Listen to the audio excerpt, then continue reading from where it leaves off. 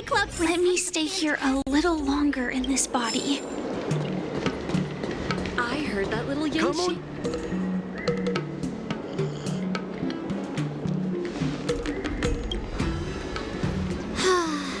Seriously? When is this war dance going to start? The Sky Splitter has been hovering there for ages. When can we board and see what's inside? Is this how long life species live? Everything proceeds so slowly. The effectiveness of anticipation in my emotional center is at an all-time high. Oh, I need to drink some coolant. Relax. The Realm Keeping Commission will send boarding notices to all ticket holders. The Gazette said the Sky Splitter will fire a salute before the ceremony starts. I saw the schedule for the first day of the tournament. Can you believe the Ringmaster accepted 4 challenges? And he's just a kid. So, who are you betting on, Bardo? I'm betting on neither. I lost all my credits betting on Roboball games in Taikian. This time, I've decided not to rely on probability games to accomplish my target of getting rich. War dance.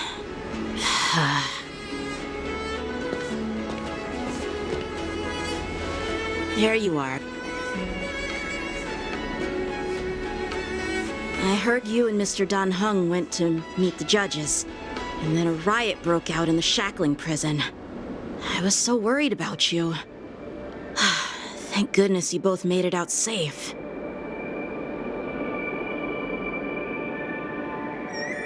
There was a revolt in the shackling prison. Fortunately, we were protected by the guards until the Cloud Knights arrived to rescue us. The Borisin traveled all the way here to infiltrate the Lafu, and attempt to rescue their leader with a crafty scheme. This is completely unlike them. To be honest, it reminds me of what the disciples of Sanctus Medicus did during the Ambrosial Arbor crisis. At present, all 3 generals are on guard, and taking action to hunt down the fugitives, and the mastermind behind it all, in order to prevent further trouble. However, if these Borisin can disguise themselves as Foxians, where do we even begin to search for them? Yeah, I heard them too. But I'm afraid I'll have to disappoint them. I've already reported to General Jing Yuan that I'll give up my role as the Ringmaster.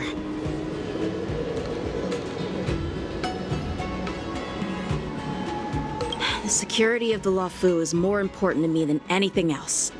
I need to fulfill my duties as a Cloud Knight Lieutenant before taking on the honor of being a Ringmaster. Those tourists just want to see some good sword fights. Anyone can participate in this kind of tournament. It doesn't have to be me.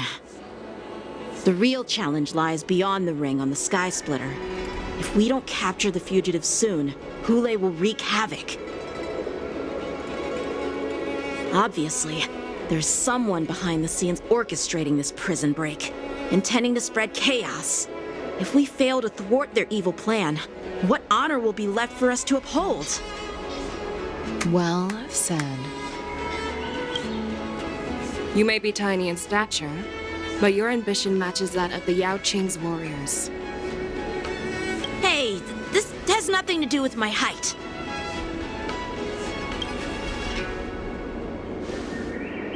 Yes, I suggested to Yanqing that we find a place to have a decent meal. A hunter must be well fed before the hunt. You still have a good appetite, even in the face of disaster. You truly are the Merlin's Claw. Please finish the food quickly so we can get to work, General Feixiao. Well, that's not up to me. Dig in. I called you here so you could enjoy the food. Me? This isn't the time for a leisurely meal, and this is way too much for me. Oh. You'd give me time to enjoy a meal, but not yourself? Ever since you encountered those Borisin spies, you've been so busy that you've hardly eaten anything. You can't defeat Hule on an empty stomach. Take your time. Enjoy the meal and calm yourself. Hulei's whereabouts are still unknown, and they've even taken Mr. Zhao Cho hostage. The longer we wait, the more complicated the situation becomes. Zhao Cho always said I'm the most impatient person among the Cloud Knights, and I can't argue with that. So, there's no reason for you to be more anxious than me. I've fought against Borisin abominations for years, and I know their ferocity and cunning well. The Borisin were clearly well prepared for this prison break, and now they are staying in the shadows. They have no reason to rush out into the open. When facing cunning and ferocious prey, the hunter must be more patient, biding their time to seize the golden chance for a decisive blow. Once Hulei loses his patience and reveals himself, that's when we'll strike. But when will that time come? Like I said, it's only one meal away.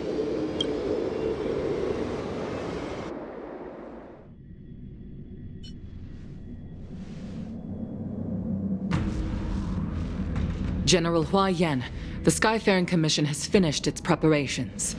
Do you have any other instructions? Representing the consensus between the Merlin's Claw and the Divine Foresight, I'll step in as the temporary commanding officer of the seat of Divine Foresight and oversee the Six Commission's affairs on the Luofu. What is the situation at the Shackling prison? Hulei made a quick escape and even sealed the gates of the prison. As of now, the Cloud Knights have re-established contact with the staff inside. The good news is the two Nameless who were trapped in the Shackling prison are safe and sound. I know I shouldn't use the word great given the current situation, but I'm relieved that she and Dan Heng are safe. We've lost contact with one of the messengers from the Xianzhou Yaoqing. The Borisin have likely taken him hostage. Don't worry, Yuko. Fei Shao is leading the wolf hunt operation, and you know how capable she is. I have no doubt about General Fei Shao's capabilities, General Hua Yan. I'm more concerned about the Wardens. According to the plan, the ceremony will begin in 6 hours. The Sky Splitter will be activated, and all visitors will board the ship to watch the contest. But now, with Hulei's whereabouts unknown, everything is filled with uncertainty. Arch is right, Grandpa.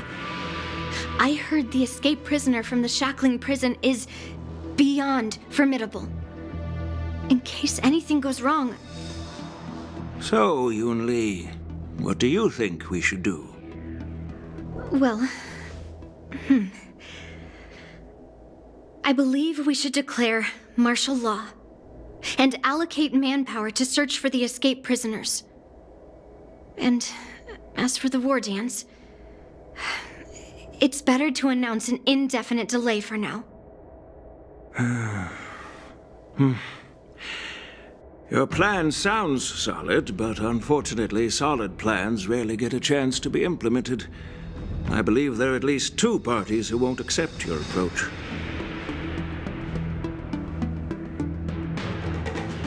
The first are the many travelers who have come all the way here for the war dance. If we declare martial law now, it's like declaring that the Luofu isn't safe. How do you think the outsiders would react? They'd be terrified, and chaos might ensue. The second party is the staff of the Xianzhou Luofu's 6 commissions. They've invested a lot of resources and manpower into organizing the war dance. Suddenly suspending it indefinitely would create numerous challenges for them. But of course, not everyone disagrees with your idea. Really? The mastermind behind this incident would fully support your opinion, presumably. Hulei's escape and your discovery of Borisin's spies at Stargazer Navalia. Even a child could guess that these events were orchestrated. The fugitive is just one piece in the game. the one controlling the pieces, wants to spread chaos and suspicion among the people on the Law Fu. If we declare martial law and postpone the war dance, we'll fall into their trap and instill fear in people even before Hule actually does anything.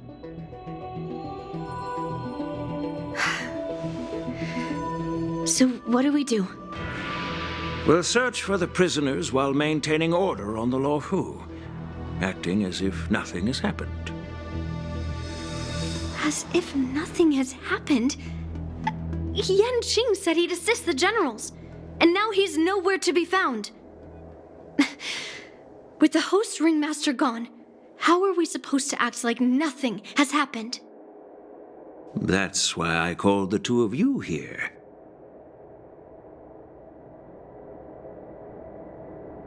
Master Yun Li, is General Huaiyan asking you to be the ringmaster instead of Yan Qing? No, that's not the case. General Huaiyan, are you asking me to take Yan Qing's place as the ringmaster?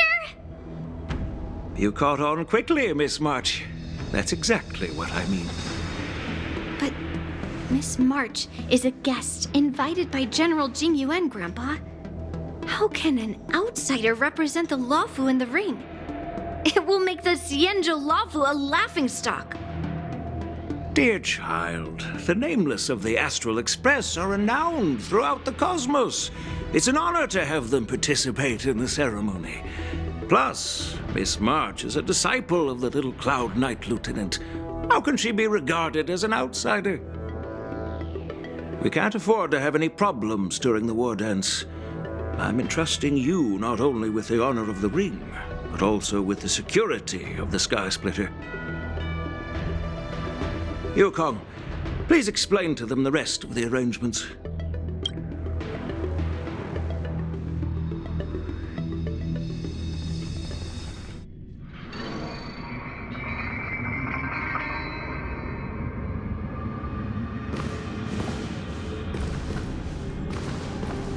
I am sorry for our improper management, and I truly appreciate your assistance, General. There is no need to apologize. We Cloud Knights fight on the battlefield while you judges punish the criminals. We are two sides of the same Xianzhou Luofu, and it is my honor to serve the Ten Lords' commission. I've grasped the situation of the prison break. Now tell me more about the current state of the shackling prison. Borison infiltrated the prison in disguise and released the prisoners, spreading chaos. Among the judges on duty in the 4 divisions, Judge Shui from the detention division was killed and is temporarily unavailable.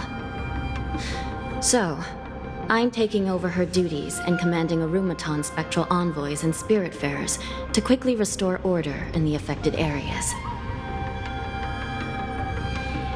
I and the two behind me will go deeper into the prison to investigate. But, General, the situation inside is still chaotic and perilous. Your presence would be... It's common for Cloud Knight generals to face danger directly. Hule has escaped, and the Yao Qing envoy is being held hostage by the Borison. His fate is unknown. This is a grave matter. Not only did the Merlin's Claw offer no reproach, she decided to go after Hule herself to prevent further calamity. I believe the Law Fu owes her something in return for her fervent determination.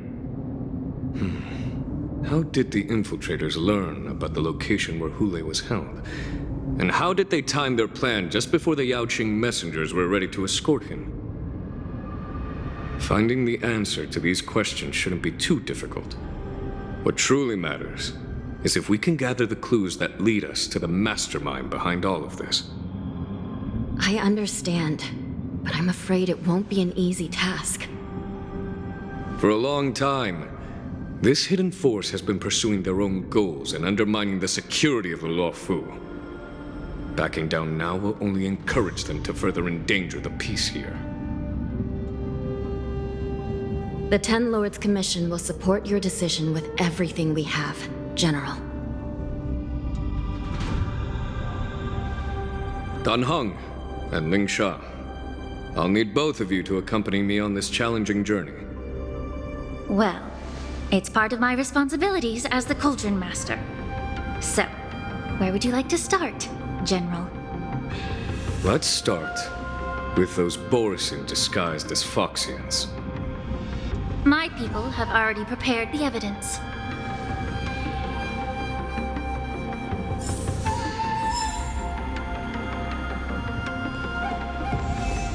According to Lieutenant Yenqing's report, he stumbled upon a few suspicious Foxians at Stargazer Navalia. After following them, he discovered that they were actually Borisin in disguise. This is one of the bodies. Looking at him now, it's hard to imagine how he transformed into a Foxian. My alchemists detected some complex ingredients in his remains, which might explain how these Borisin were able to disguise themselves as Foxians. Simply put, Foxians and Borisin share a common ancestry. Although they look completely different now, there isn't much genetic difference between them. This medicine allows Borisin to temporarily change their shape into that of Foxians. So, in other words, if they stop taking the medicine, their true form will soon be revealed? Indeed. This means that these Borisin have a steady supply of the medicine within the Lawfu. The disciples of Sanctus Medicus. Looks like the Alchemy Commission is involved once again. When I was sorting through the prescriptions they used, I came across one called Semblance Reversion Essence. It's designed to help those disciples suppress signs of their Mara-struck forms and maintain their normal appearance. When I compared it to the medicine found in the Borisin's body... They're one and the same, aren't they?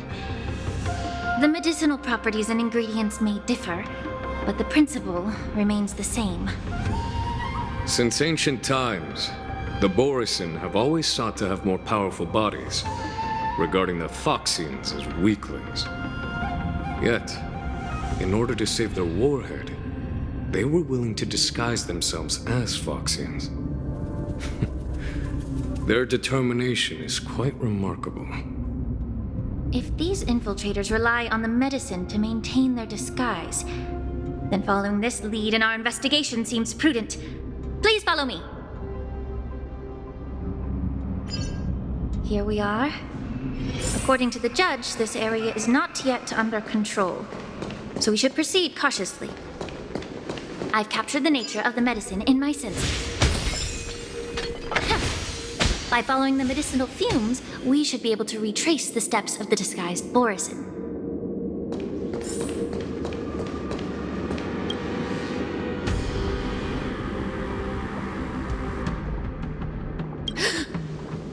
Incredible strength. The attacker shattered this warden's bones with a single... Such brute strength is not something an ordinary Borisin possesses. This is likely the work of Hulai. If I may be so bold to ask, is this Borisin truly that formidable? I have lived a bit longer and engaged in a few more battles than you, Miss Lingshaw. To the Alliance, Borisin have always been the most formidable adversaries. And Hulai is a monster feared even among his own kind. With his strength, Hulai united numerous Borisin packs, forming a grand army of abominations of abundance. They constantly push the Alliance's armies into perilous positions. Over 7 centuries ago, I followed my mentor on a campaign against the abominations. And I personally witnessed the devastation on the battlefield after Hulai appeared. Even with medicinal pellets that suppress the fear caused by his lupitoxin, countless Cloud Knights succumbed to panic in the face of his murderous aura. They couldn't even raise a hand in resistance. If the former sword champion hadn't immobilized Hulai with her Frostblade, The outcome of that fateful battle could have been very different. By the end of the battle, only a few of us remained. The crimson moon cast the sheen of blood on all. Everything I saw was painted dark red. If that's the case, why wasn't the beast executed instead of being imprisoned?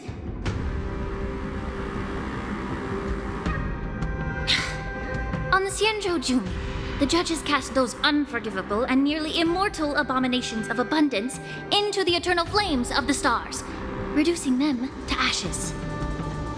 Their so-called immortality is just a facade. I mean, nothing can truly defy death, can it? I just don't understand why the Luofu kept this tumor for so long, leading to the terrible situation we're facing now. But I guess I understand. The people of the Luofu are known for their kindness. Even when faced with the malignant tumor within the Alchemy Commission, they couldn't bring themselves to cut it out. Instead, they exiled the healer, who tried to solve the problem, to the Xianzhou Jumi. I understand if you hold grudges against me, Miss Lingshaw. I take the blame for the resurgence of the disciples of Sanctus Medicus. As for why Hule was only in prison, I can shed some light on that too. I'm just a healer. I'm not familiar with the past. I'd appreciate it if you could enlighten me, General. All right. Let me tell you more about it as we go.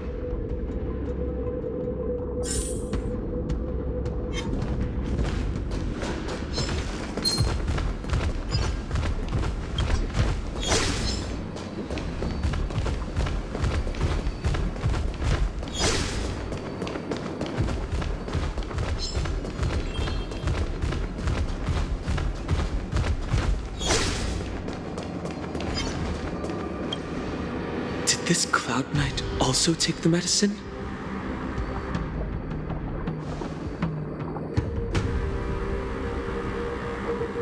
No. This is a Borisin in disguise. A guard killed him before he could return to his original form. All these Borisin are dressed in official attire. Besides the Cloud Knight, there were also 2 Borisin disguised as members of the Skyfaring Commission and the Artisanship Commission. Whoever is providing them with official identities must hold the position of power. Let's search elsewhere.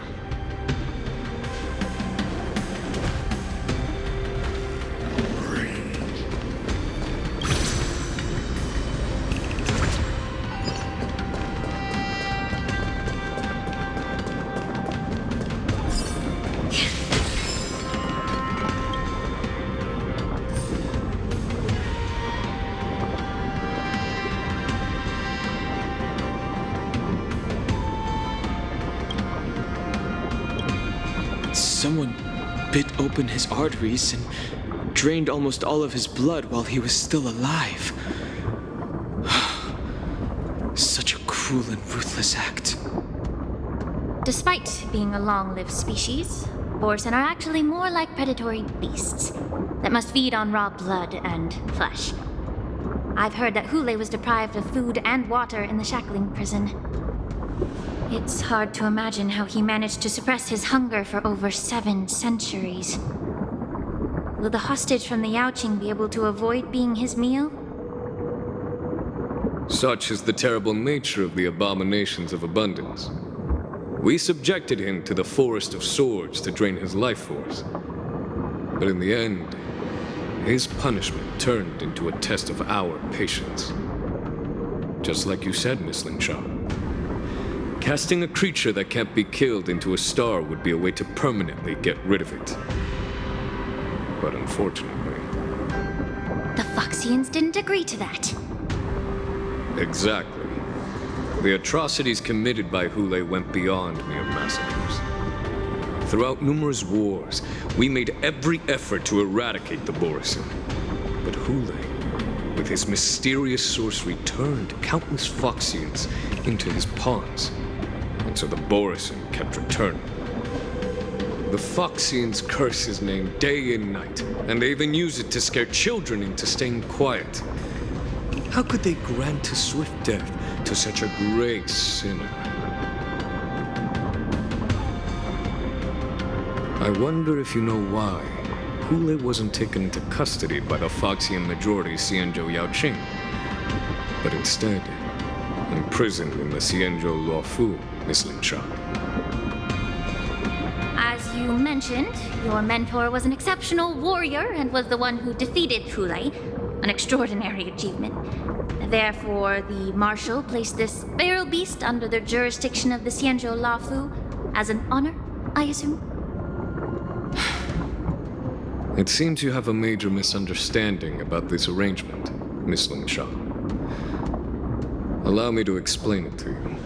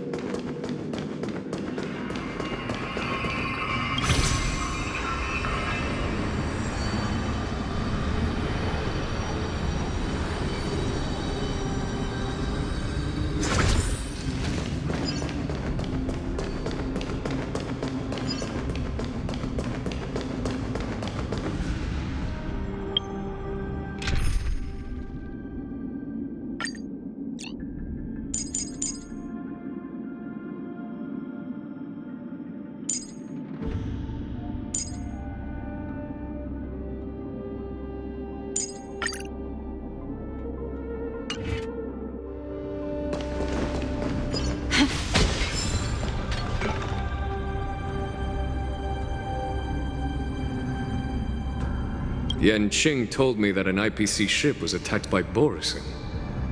Is this what they were transporting on the ship?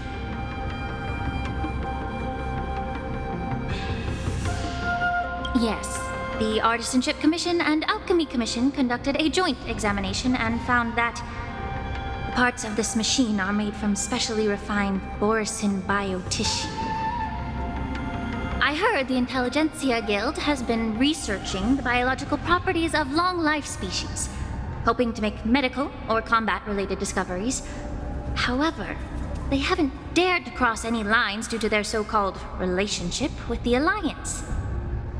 Perhaps to those scholars, Borisin are no different from lab animals.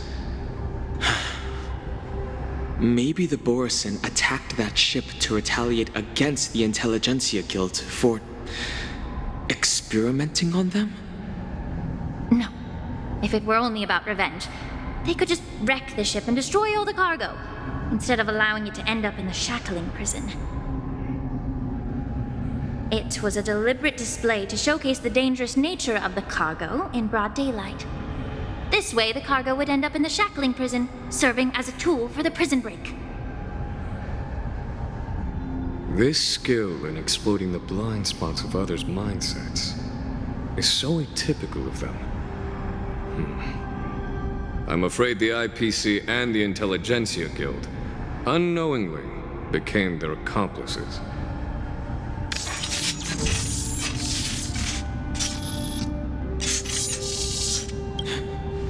Watch out! This thing is still alive!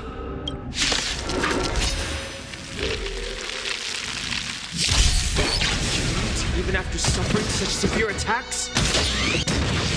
Their imitation of long-life species crossed the line. Yeah. Forever. Triumph! Victory is inevitable! Together as one. You need to get stronger. If it can still move, it means it wasn't damaged enough.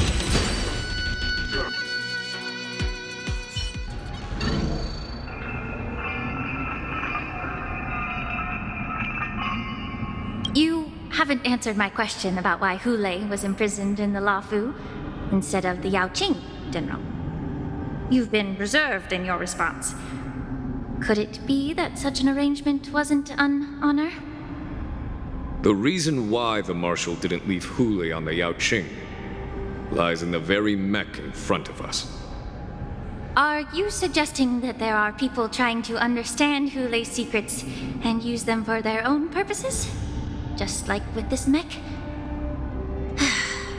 Well, I understand. I've heard that the Foxians on the Yaoqing share a bloodline with the Borson. And just like the Borson, some of the Foxians there experience an uncontrollable insanity called moon rage. The Marshal believed that this would be inhumane and no different from what the Borson did, so... Exactly. While Borson see moon rage as a blessing that unlocks their true potential, Foxians see it as an inevitable curse within their bloodline. Countless healers of the Yaoqing have attempted to unravel this mystery, but to no avail.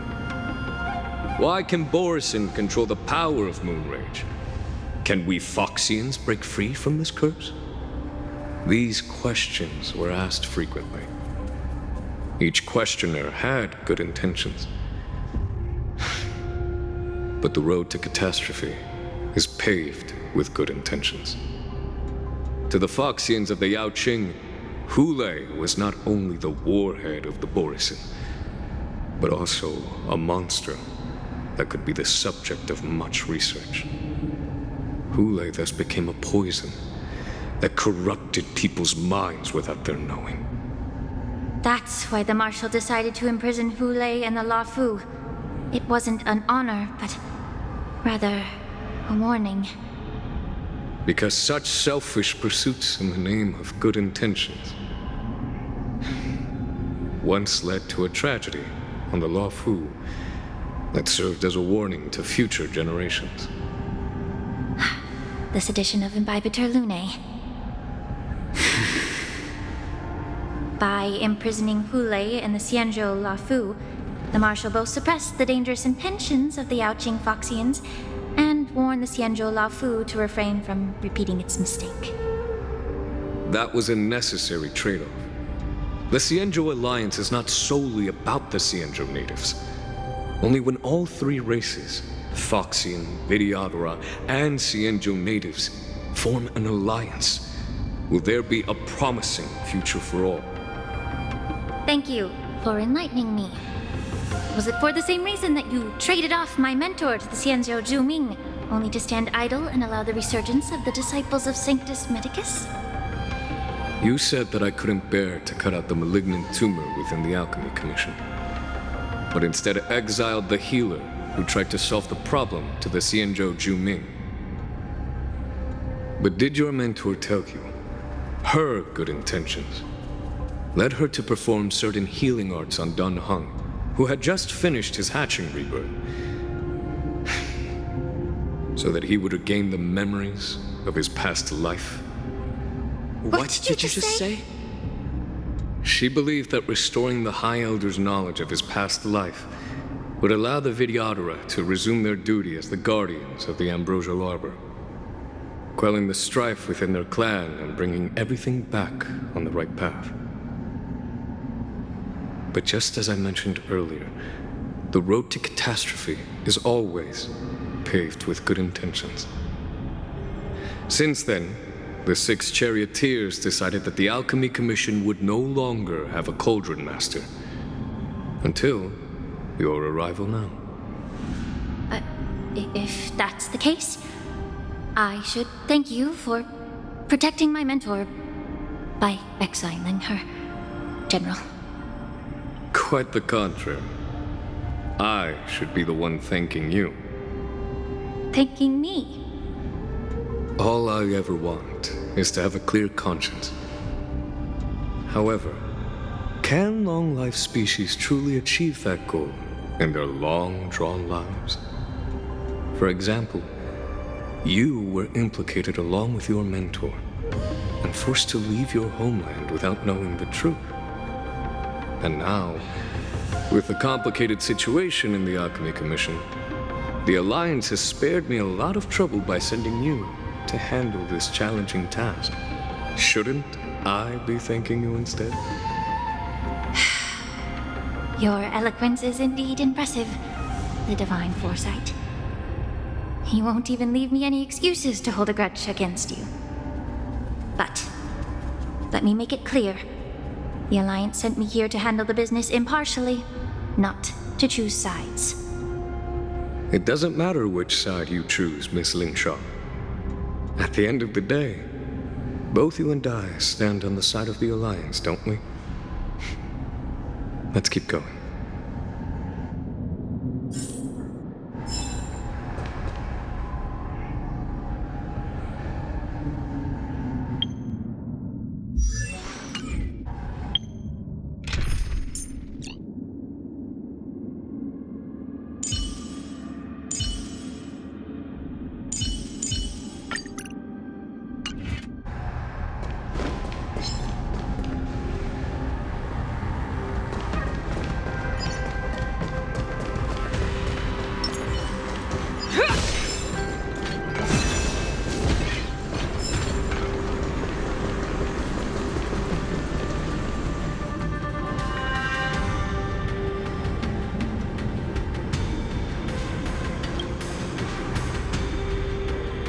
These Mara-struck soldiers don't appear to be escaped prisoners.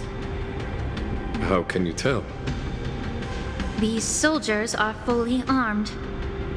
Obviously, they didn't hastily join the battle. The messenger named Morza did say that there were two groups of attackers. And the other attackers, aside from the Borison, could hide their tracks. I believe he was referring to these people. Hide their tracks? Exactly. I've engaged with these attackers before, and they used Cloud Hymn magic to hide their presence. Without careful observation, no one can detect them.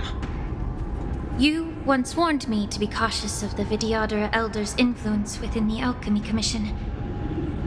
Could it be? What's on your mind, Miss Lingshaw? Well, it seems that someone provided the attackers with a map of the shackling prison. And considering the Vidyadhara's involvement in the prison's construction, it raises suspicion about their role in this. Additionally, the fact that the Borison need medicine to disguise themselves would suggest that there are still moles within the Alchemy Commission assisting them covertly. Moreover, forging official identities for the undercover Borison would require someone with significant authority. And the presence of assassins capable of using Cloud Hymn magic deepens my suspicion about the Preceptors. But why would the Vidyadhara collude with the Borison and aid in Hulei's escape? They aim to spread chaos. They believe that only in chaos can they regain their former power and influence. Since this edition of Imbibe de Lune, the once proud dragon race has been powerless, watching their influence wane.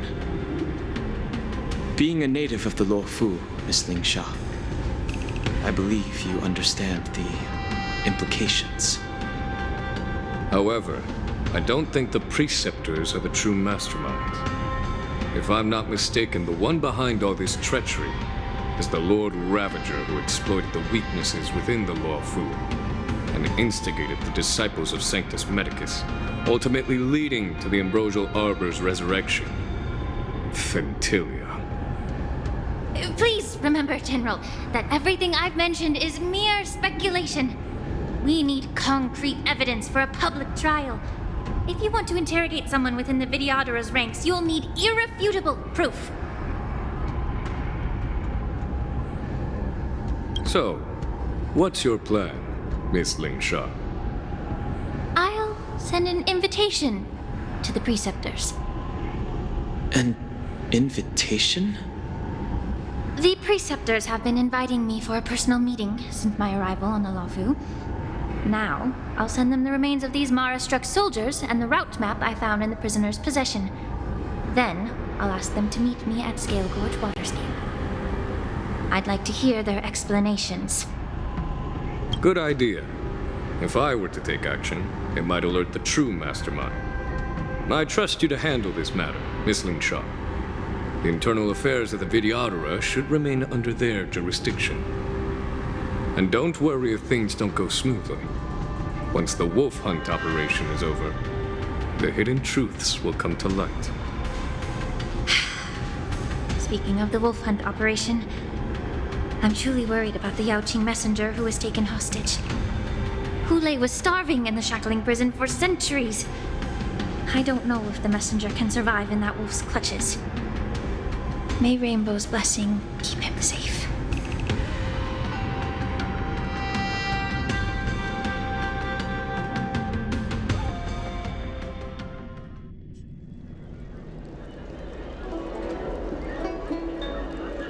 As I said, I'm a healer. But my art of healing requires the culinary arts to be truly effective. The magic of my cauldron is its ability to make all kinds of medicines into dishes that patients can eat. When simmered and cooked together, any kind of medicinal herb or ingredient becomes a delightful delicacy. Delicacy. But isn't that just one flavor overpowering the others? Well, you have a point. Let me ask you this. If there's a fussy child who refuses to eat green peppers, what's the best way to make him eat them? Stuff the kid's mouth with the green peppers and cook him alive in a pot. You have quite the sense of humor.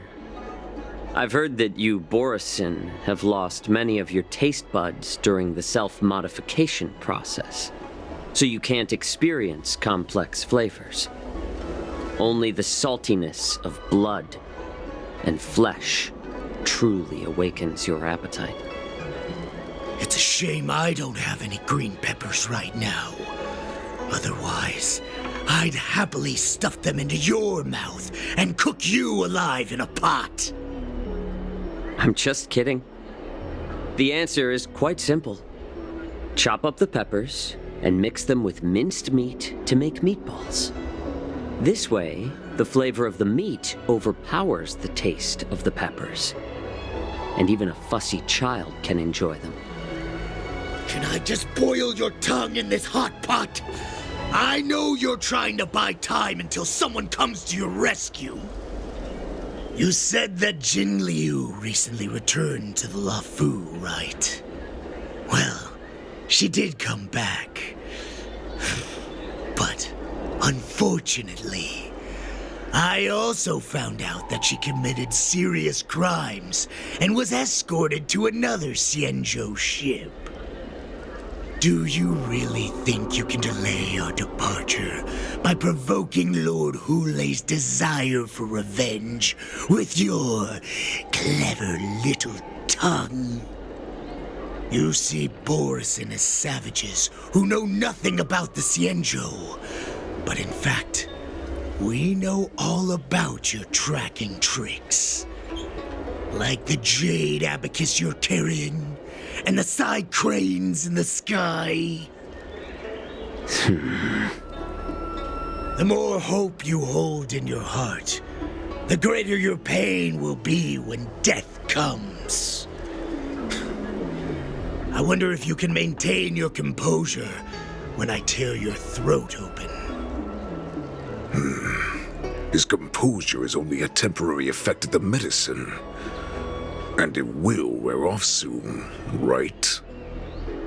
Lord Hulei!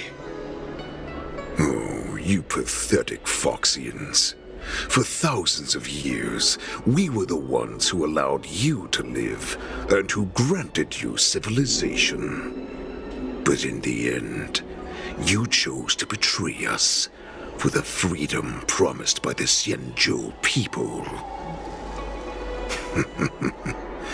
But it's all right. As long as you catch the scent of your masters, you obediently return to us. No matter how far you run away.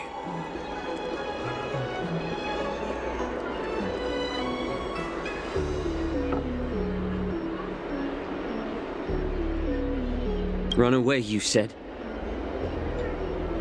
Well, I'm not the one who's trying to run away right now. The Borisin's era has long passed. Did they ever tell you these harsh facts? before giving you hope for returning home? Lord Hule? Now they're being crushed by the Merlin's claw of the Yao Qing, by a Foxian. They're hiding in remote corners of the cosmos, trembling with fear like a wounded beast on its last legs, reaching out desperately for any fake hope of salvation, which in this case is you. The Merlin's claw of the Yao Qing. A Foxian? Very interesting. Tell me, Moktok, is he speaking the truth? He isn't lying. That lowly beast was a war slave who ran away from our pack. Cannon fodder, a thief. She stole our power and used her knowledge about us to fight us, using every dirty trick in the book. And she bested you, Moktok. Fairness is but a pathetic excuse for the dead and defeated. Since our great pack has fallen apart, who told you that I was alive? And who sent you here? In our darkest hours, it was a prophet of the Master of Immortality, named Mongus, who showed us the way. Her guidance brought us hope. This prophet, Mongus, what does she want? The prophet made this proclamation. The Borisin have been divided for too long, and only your return can unite all the packs, restoring us to our former glory. That's when we learned that you were still alive. It must have been a manifestation of the Master of Immortality. And the prophet told us that the Foxian general of the Yao Qing would take you to her ship during the Lafu's war dance, and that it would be our best chance to infiltrate and free you from your prison. And just as she said, we did it!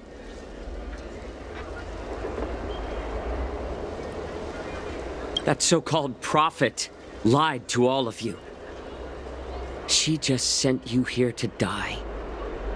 But her prophecy has come true. Our warhead is right here, with us! Once the news about the prison break spreads, the Cloud Knights will close all the ports. You may think you've escaped the prison, but you're just trapped in another cage, known as the Law Fu. Let me kill this unruly, lowly beast, Lord Hule! I assure you that our star skiffs will soon arrive. Right now, everyone in the Lafu is distracted by the stupid war dance, so this will be the perfect chance to escape. Once you've returned to your territory, your revenge against the Xianzhou ships will be within reach. Perfect chance to return to my weak and shattered pack at the mercy of a ridiculous false prophet and become a mere puppet in her clutches. Her plan is full of flaws. The only paths she has prepared for you are escape and death. Listen up. A wolf never allows itself to become prey. From now on, you'll follow my orders. Since you are so confident that the Cloud Knights will close the ports, Jiao Chou, I'm now giving you a chance to go and see it for yourself. Go to the ports, come back, and tell me what you saw. Wait, what did you just say? But my lord! Would an alpha wolf ever listen to a cub, Moktok? No, I've never heard anything like that. I wasn't trying to defy your will. I will always unquestioningly follow your orders. Just a little pre-hunt entertainment. Don't you want to run away? You will come back. Because Foxians like you always obediently return to their masters, no matter how far they run away.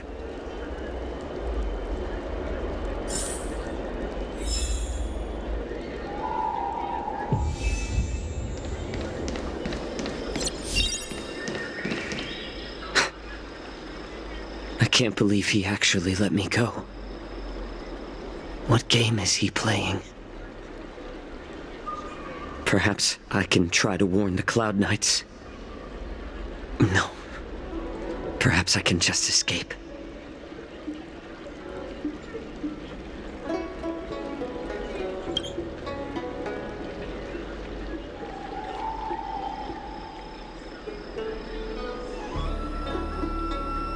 Just as I suspected. He's testing me. The Cloud Knights must have been aware of the situation inside the shackling prison for some time.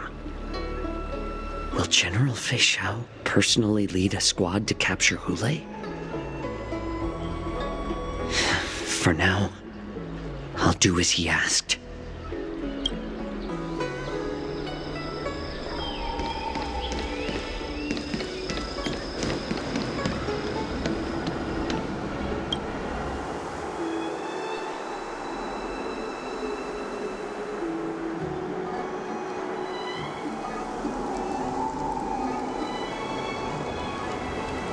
Would you like to board my star skiff?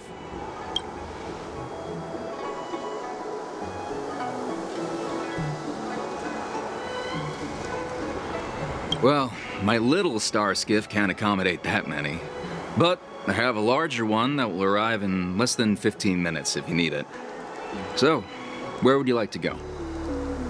We need to hurry wherever we're going.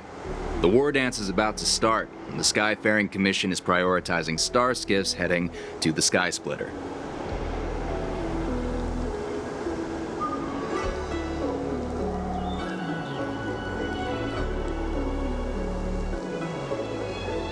Close the ports? Why would they do that?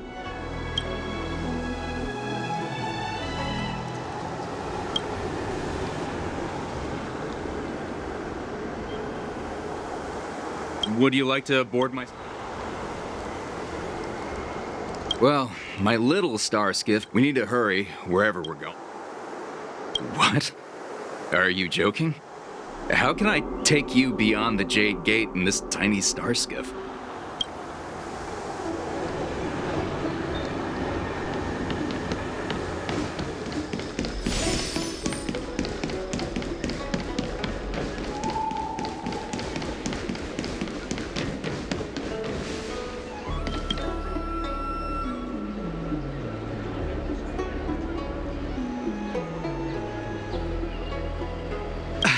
I'm sorry, but the Realm Keeping Commission Chancery is currently closed. All the officers and officials have been reassigned to assist in the war dance.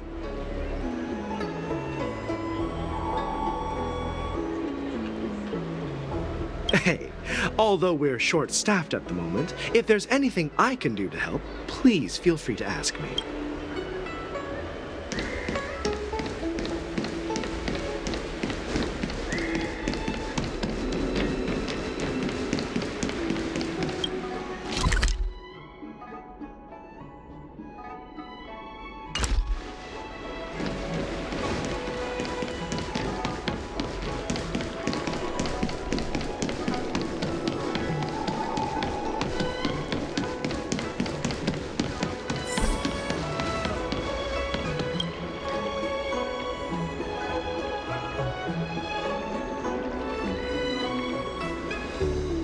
Hey there.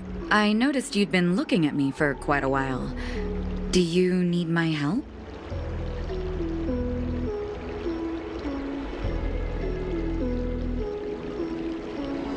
Understood.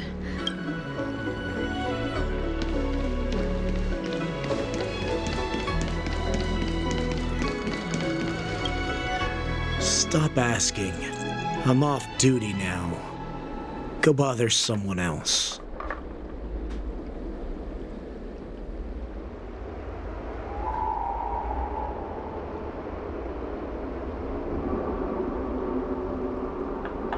Can't you just stop asking? You're not one of us, but I smell a familiar scent on you. The Warhead sent me here to check on the situation. Not yet. There's no way for this tiny ship to escape from the Cienjo. Only the starships at Stargazer Navalia can break through the Jade Gate. Mokdok said there would be insiders to pick us up, but I haven't heard anything yet. The ports haven't been closed?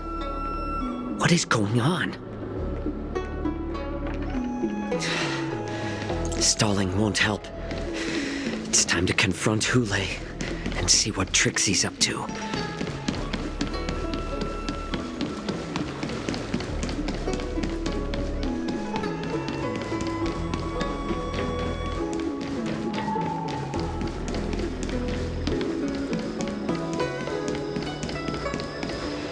You're back, Jiao Cho.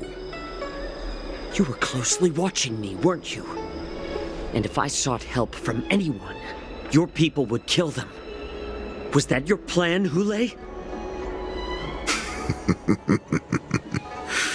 Oh, exactly as you said. So, have the Cloud Knights closed the ports? No. They don't want to publicize my escape. I understand. It's no surprise, for fear is more deadly than claws and fangs. Especially during a festive time like the war dance. What lurks here is not a group of fugitives, but rather a pack of wolves amidst the flock. My cubs are hungry, ready to feast on flesh and blood, reveling in your fear. Your calm facade will soon crumble. I can tear through it and expose your pathetic bones any time. There's no escape from me, Jiao Cho. Of course, you can try your luck and believe that your wits will save you. But remember, you're not the only hostage in this city. If you try anything funny, innocent people will die because of you. Now, let's talk about the Foxian general you serve. Mokdok says she's here for me, which means she'll be hunting me herself. Before the hunt begins, I need to know my opponent. You can refuse and play tough, or you can cooperate and save us both some time, healer.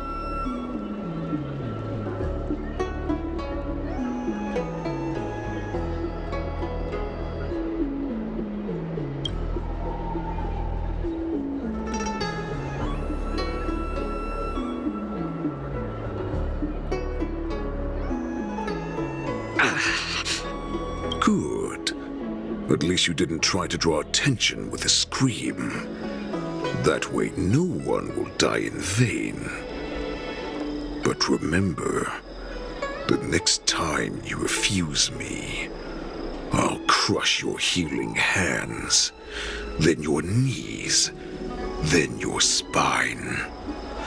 I'll dismantle you piece by piece, until only your silver tongue remains for you to speak.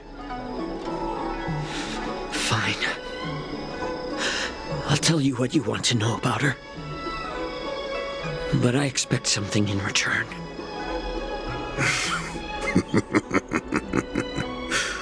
What makes you think you're still in a position to negotiate with me? You can torture me until I talk. Or let's save us both some time. Warhead. Here's the question that's been bothering me. How have you managed to survive and endure centuries of torture? Borison aren't supposed to live that long, or possess such regenerative abilities. So, is that why the Shenjiao Yaoqing wanted to take me away?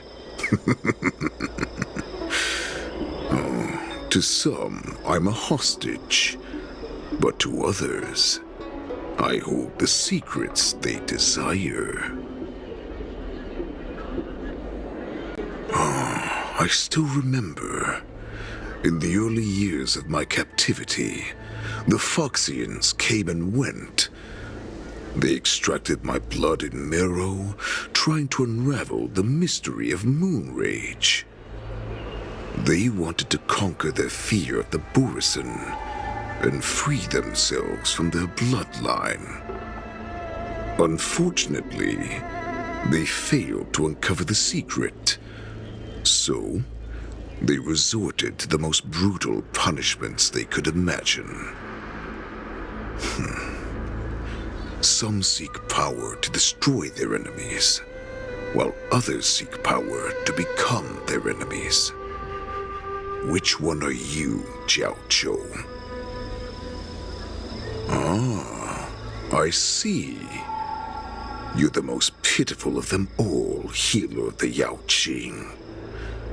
You seek power to share it with others and do good.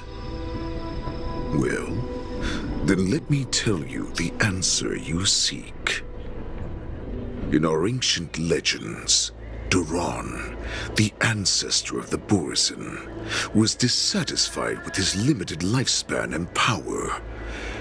He yearned to dominate the skies and become the master of all the stars. To achieve his goal, he sacrificed the lives of countless Borison and Foxians, pouring them into the spring bestowed by the Master of Immortality. Through a form of genetic sorcery, the water gave birth to a miracle. The lunar embryo. Duran ascended the birthing bed and obtained what he desired. A heart in the shape of a deep red full moon. He cut open his chest and replaced his original heart with this crimson moon.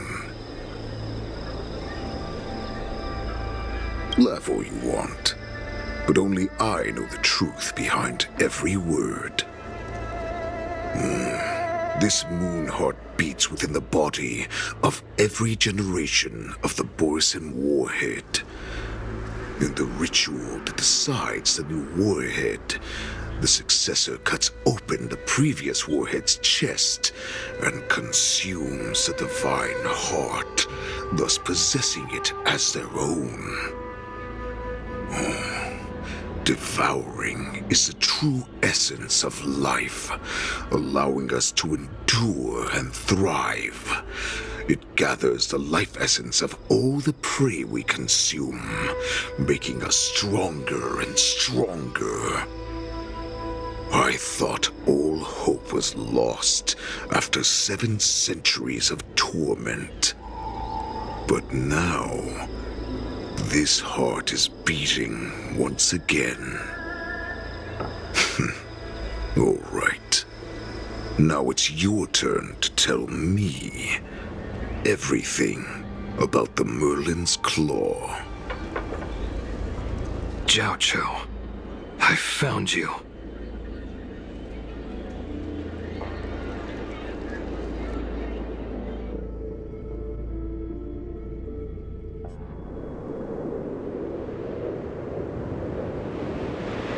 I know I'm in no position to question your orders, but if I understand correctly, you already have intelligence about the Borison? That's right. My people are busy collecting clues now.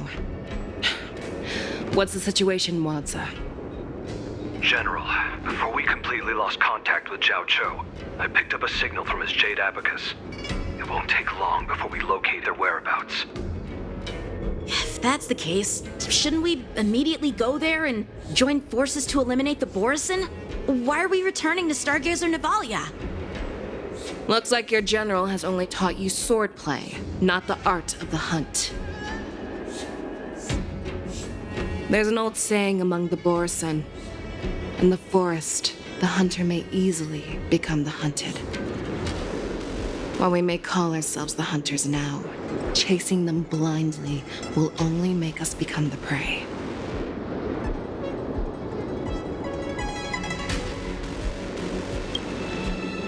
Are you joking, General? He's just a wolf who's been imprisoned for 7 centuries. Even with his accomplices, they're no match for us numerous Lawfu Cloud Knights. How could he consider us his prey? Do not underestimate the enemy. Hule is not an ordinary Borisin that can be easily killed. The advantage in numbers means nothing when we face that monster. A vicious beast who hasn't tasted blood and flesh in 7 centuries is now lurking on the streets of the Lawfu right before the war dance. This is what makes the situation treacherous and unpredictable. To him, the lives of ordinary people are just meat, ready to be devoured at any moment. Exactly. That is why we must succeed in our first strike, or the situation will spiral out of control. You've heard of this military tactic, right? When you surround your enemy, leave one side open for them to escape. A skilled hunter must be well prepared, waiting for the prey at the most advantageous position.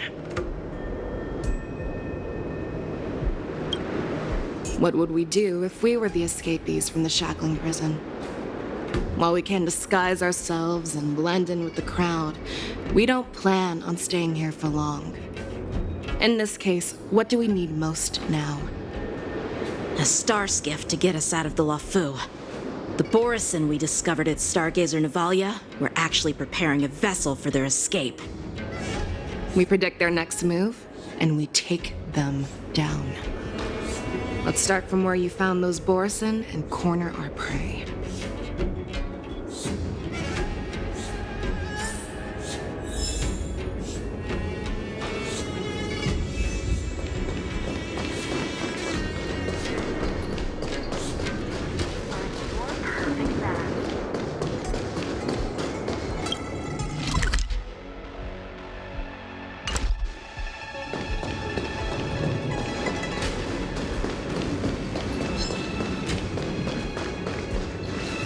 This is where we ran into the Borisin last time. It looks the same as usual. Because I blocked all the relevant news to make it seem as if nothing had happened. Losing contact with their accomplices preparing the star skiff will surely put them on guard. However, the more well-prepared a plan is, the longer it takes to adjust when it's disrupted. If any Borisin wants to stick to the original plan despite the risks, they'll surely come back to Stargazer Navalia to check the situation. Are you suggesting that there are Borisin here at Stargazer Navalia right now? This is an automated area, so don't you think that there are a bit too many people here today? First, look at those 2 Skyfaring Commission staff members. They've been observing us in secret since we arrived here. Then there's a Cloud Knight soldier over there. Perhaps he's here for patrol, but each patrol team must consist of 2 members, and obviously he is not following the rules. Lastly, there's that craftsman wearing Artisanship Commission clothing. He's unusually focused on checking that device. If you have a target in mind, let's go investigate.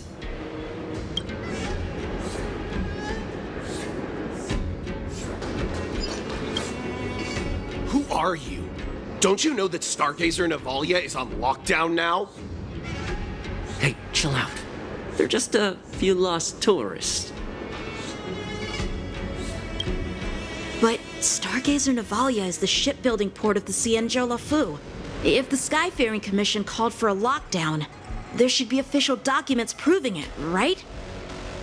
Official documents? Of course there are. The Cloud Knights are aware that some people have infiltrated this port. That makes perfect sense. So you're now investigating the Borison?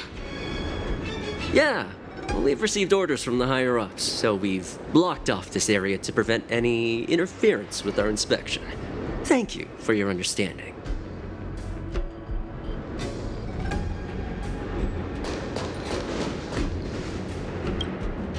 Hey, you there! Please refrain from wandering around Stargazer Navalia if you're not... Oh, it's you, Lieutenant Yenching. No, not at all. Actually, I'm here to address a peculiar issue. A peculiar issue? Yeah, we've had some unscheduled star skiffs being constructed at this dock in Stargazer Navalia. Could there have been an error in the production planning for the assembly line? This is just weird. I thought all the pending star skiffs from before the war dance had been scheduled already. I'm sorry, but I need to focus on my work right now. If you have any questions, we can discuss them later.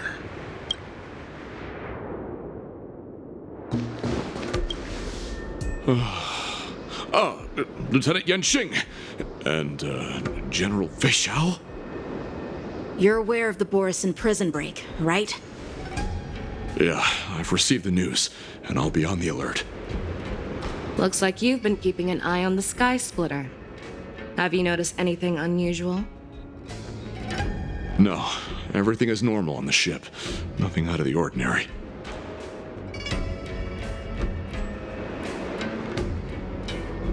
This is not a location for a Cloud Knight on guard duty, is it? Well, this spot offers a great view. Are you here to keep an eye on the Sky Splitter? Yes. You've been observing the Sky Splitter for a while. Have you noticed anything? Honestly, just watching the ship from here isn't too thrilling. I wish I could go on board and witness Lieutenant Yenching's contests. Speaking of which, Lieutenant Yenching, aren't you supposed to be on the Sky Splitter? Is it all right for you to be here instead? Thank you for your concern, but I have more pressing matters to attend to. So, it seems that some Borison have returned to Stargazer Navalia in disguise. The answer seems quite obvious.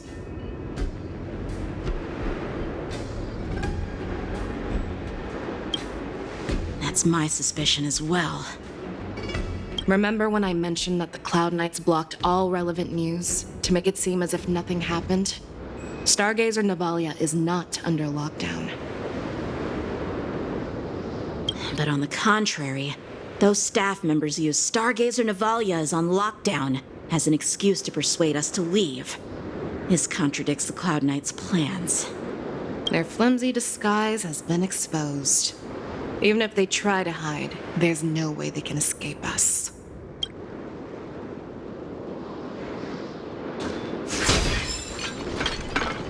Why are you still here?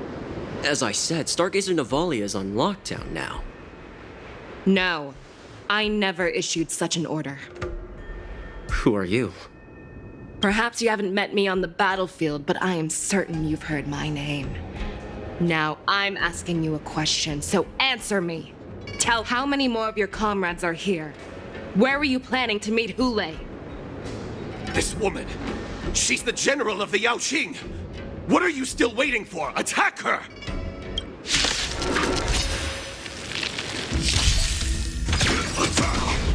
Until everything burns to ashes!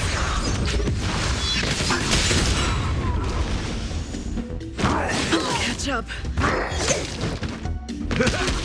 Let's improvise. Let the show begin. Eternal. All will be swept away by the wind. Set to the seas of flame! Run! Tell Lord Moktok about this!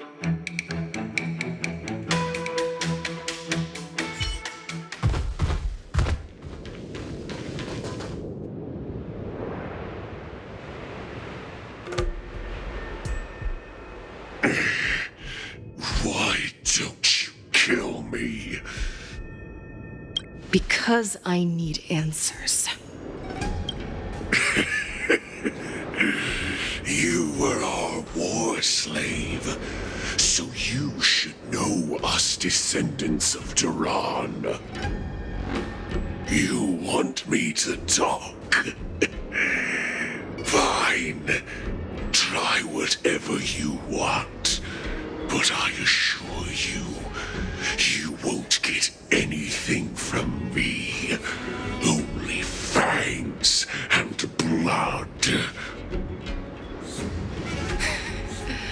If I were to do that, I wouldn't be any different from you. I am the arrow that pierces the wolf's heart. I grant you a swift death. That's exactly what I desire.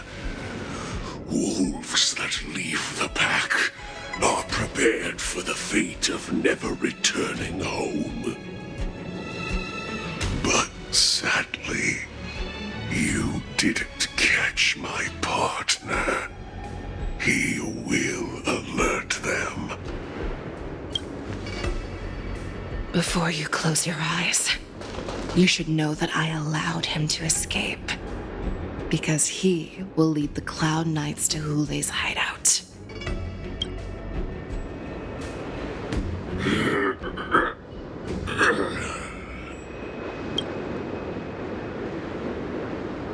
Is this how you leave one side open?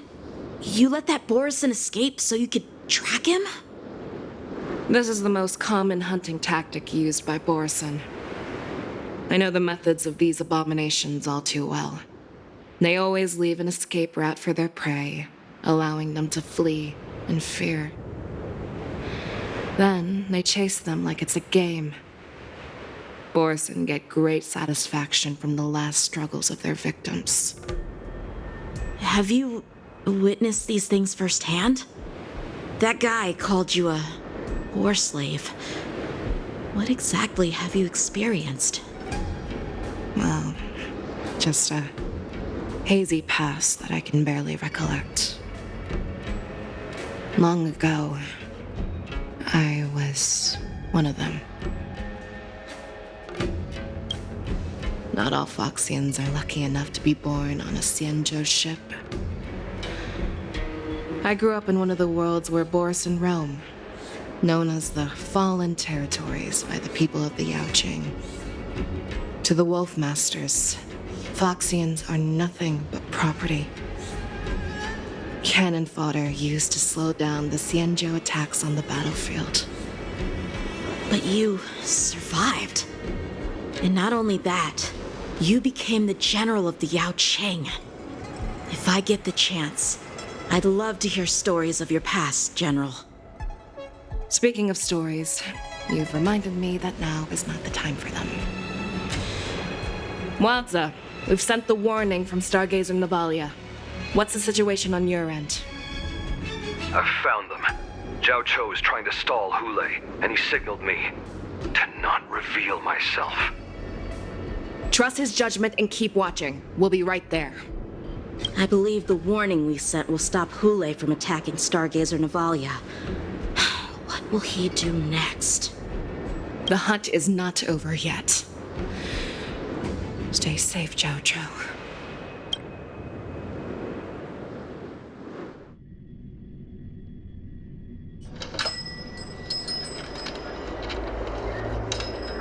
Please, save me. I want to live. Doctor! Zhao Cho, find a medical ingenium and give that kid a shot! Hurry! I see. How is the front line? The Borison Beast ships have already landed on the Fenghu. It won't be long before this place is overrun as well. What about General Yueyu? Any news from her? I'm her healer. I should stay by her side at a time like this. She asked me to tell you that she's not coming back. She must protect the Cloud Pier telescope. General asks you to save that kid. The girl fought desperately just to bring us all back here alive. I've never seen such a brutal fighting style. Her body, it's like she was split open. Just like... Oh, her blood pressure is dropping. Do you hear me, Xiao Shao? Loud and clear. Get me some tumble dust. We've got to start the operation right now. I will bring her back. Is that why you're so determined to learn my secrets? Do you hear me, Jiao Chou? I do. Loud and clear. So she saved you all in that great battle on the Xiangzhou Fenghu 3 decades ago. But to your surprise, you discovered her Borson bloodline while she was at death's door. Moktok told me that she was a war slave who escaped from the Eclipse Pack. Oh, what a twist of fate. Turns out, she's from the same clan as I am. Now I understand. No wonder she displayed such astounding power, determination, and cruelty in battle. Turns out it's all because of her Borson bloodline. Mutt. Despicable mutt.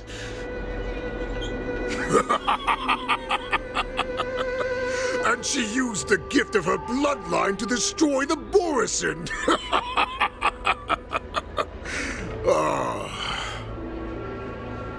Moon Rage, a blessing for wolves, and a curse for foxes. For Borson to have their bodies torn apart by Moon Rage and transform into a beast, is the ultimate joy. But for you Foxians with poor regenerative abilities, it means certain death. With the burning fury in her heart, that Foxian general will eventually lose her sanity and indulge in endless bloodshed. The scars on her body will not be caused by enemy weapons, but by the immense power she can't withstand. One day, she will be torn apart and die as a monster. And in return for saving her life, you intend to give everything to solve this impossible puzzle. Hule. Do you know the saddest thing about being a healer? All this time, I've devoted my life to bringing back those who sacrificed their lives to monsters like you. I exhausted myself, and my hands trembled. But I believed everything I did was meaningful. But once again, they rushed into battle. And then I heard of their deaths. They died under your claws, in your jaws, amidst the flames of crashing star skiffs, and under the Lux arrow of rainbow. Like a useless idiot, I saved a fish named Life out of the cauldron called Death, only to watch it struggle and dive back into the boiling broth. So I asked myself, why were they so eager to run toward their death after they had recovered from their wounds? Why wouldn't they value their hard-won life? All the doubts left me feeling lost.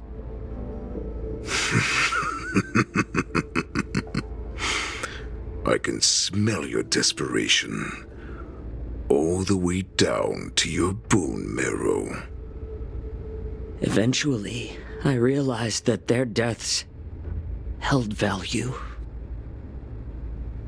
They placed the weight of their sacrifice on the living, granting us strength. With a coin forged by their deaths, they exchanged something more in return. Everything I'm doing now, following you so closely, is just for one reason. Witnessing your death with my own 2 eyes. Even your death has value.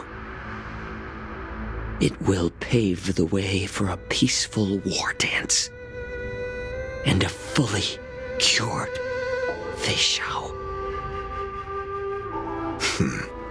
The thoughts in your pathetic head are hardly surprising. Did you already know this?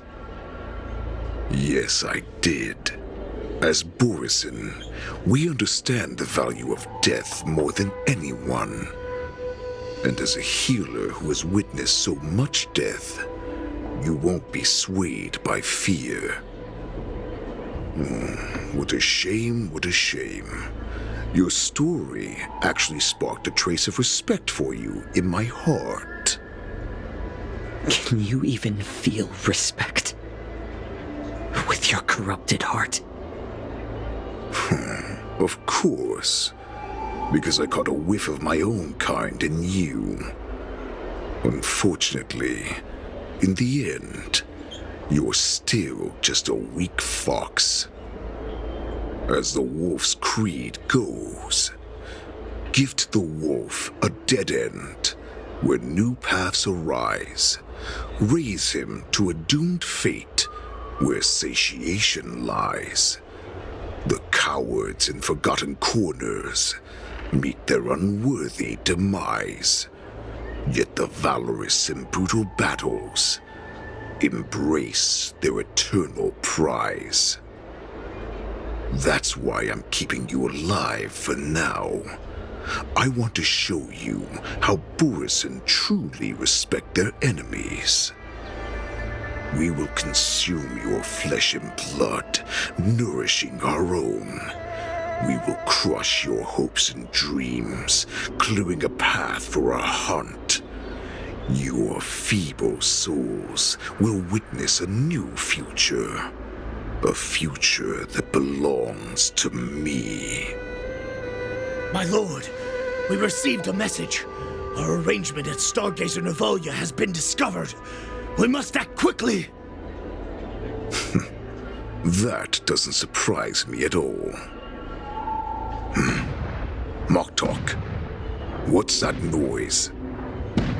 It's the Sky Splitter. The ship that the war dance will be held on is about to set off. The Skyfaring Commission will clear the air routes. And if our star skiffs try to escape, we'll be spotted. Calm down, Moktok. Look at you now, hiding and fearful. Where is your Borisin dignity? As I said, I'd sacrifice my dignity for your return. As long as you can come back to the Borisin Pax, there's still hope. Hope? The Borisin have forgotten the wolf's creed. Weak creatures put their hope in the strong, but the strong fight their way out. Bringing me back instead of choosing a new master only proves the decline of our pack. And as for the prophet who manipulated you into saving me, she's just a liar trying to use Duran's offspring. Moktok, let me tell you how the Borisin will rise to power. We won't hide like rats in the streets of the Xiangzhou. We will be ravenous wolves, walking amongst a herd of lambs with our fangs bared. But great Great Warhead! Our packs are not here! We can't go to war like this! Our packs are not here. Wherever I go, everyone is the pack. Stay away. Just don't come any closer. No!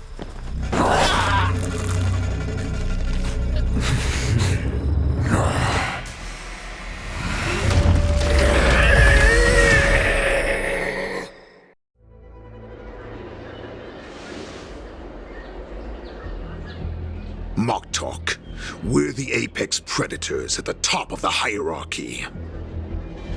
As wolves, we create fear. We don't become servants to it.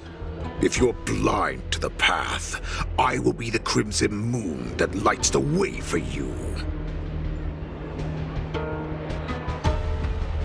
Share my crimson blood with our brethren.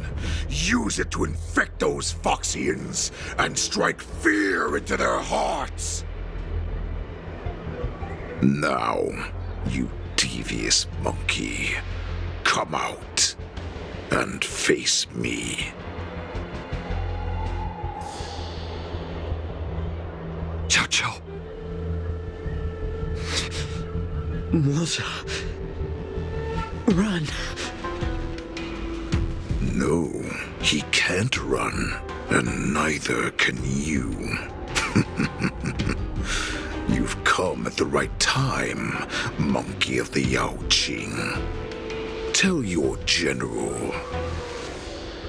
Tell her that I will unleash a massacre here, drowning the Xianzhou Lafu in blood. From this moment on, wolves bearing my blood will hunt on every street, feasting on the followers of that devilish archer. Follow me, my cubs. We shall stride among the prey. Give the wolf a dead end when new paths arise. Raise him to a doomed fate where satiation lies. The cowards in forgotten corners meet their unworthy demise. Yet the valorous in brutal battles embrace their eternal prize.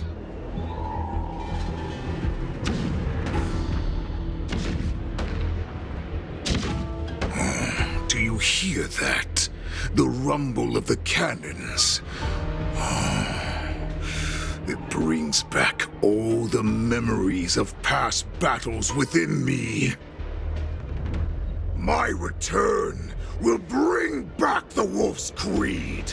In my own way, I shall save our weakened pack and restore it to its former glory.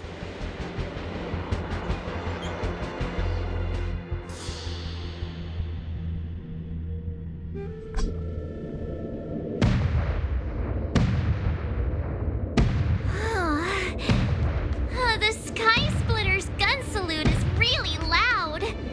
So this is what the war dance is actually like? I feel like my eardrums are going to burst. Well, how could they expect to attract people to come and watch if they didn't make a huge spectacle? March, you haven't forgotten what you came to do, have you?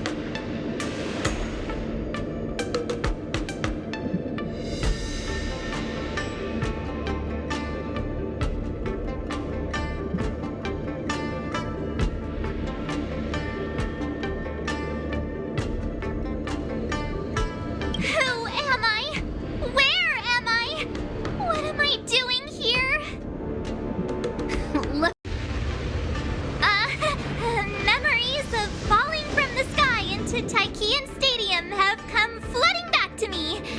We came to compete, didn't we? Great. You've finally gotten your memory back, and I can put down old metal. As the saying goes, the disciple takes the toil of their master. Remember, you are here under the identity of a Luofu swordmaster, taking the place of your no-good master Yenqing as the ringmaster. But what am I supposed to do if my opponent for this round is super talented and just wipes the floor with me in seconds? I'm still a beginner in swordplay. I don't know where I got the confidence when I agreed to help General Huaiyan. Come on, there's no need to worry about that. If you are defeated, then your opponent shall have to answer to me. Although, if that happens, the honor and the glory of the Xianzhou Luofu shall all be taken by the Zhuming. Master Yun Li, please, I'm about to compete. Can you say something that will give me a little confidence? March, think about the great storms that you, nameless of the Express, have weathered along your many journeys. There's no doubt that you have faced far more terrifying enemies than your opponents here today, right? Don't you feel a lot more relaxed looking at it that way?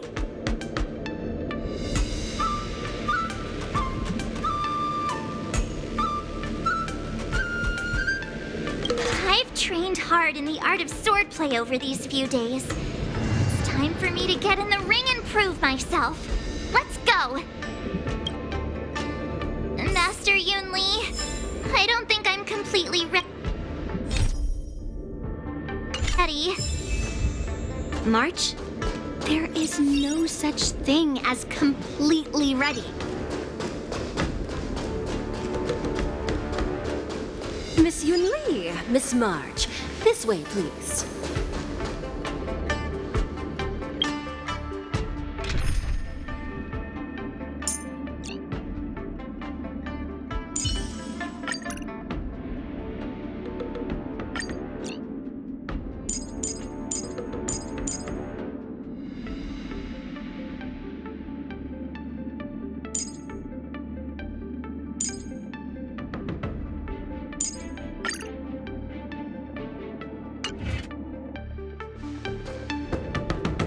I was informed of your arrival by Madame Yukong and came to greet you personally. The news that you will be the ringmaster in place of Lieutenant Yanqing has been made public, Miss March.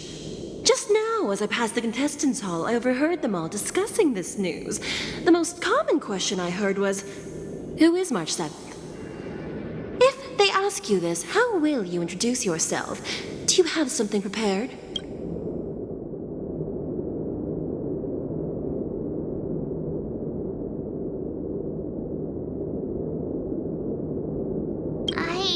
Disciple of Lieutenant Yanqing? That means that I'm also technically a grand disciple of General Jing Yuan. When you put it like that, I'm actually a pretty big deal. Ugh, you completely left my name out. How rude.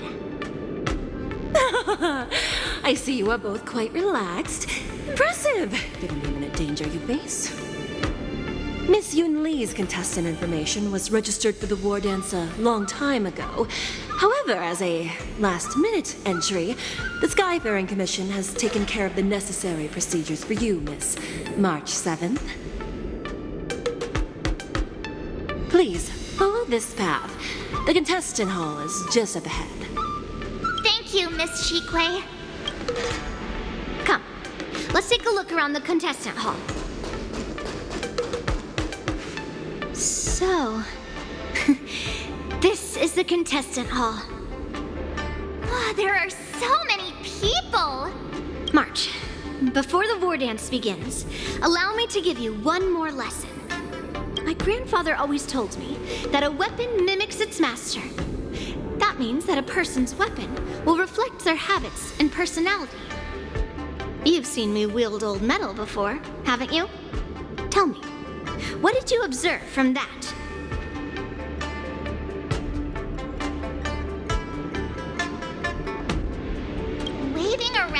such a giant weapon.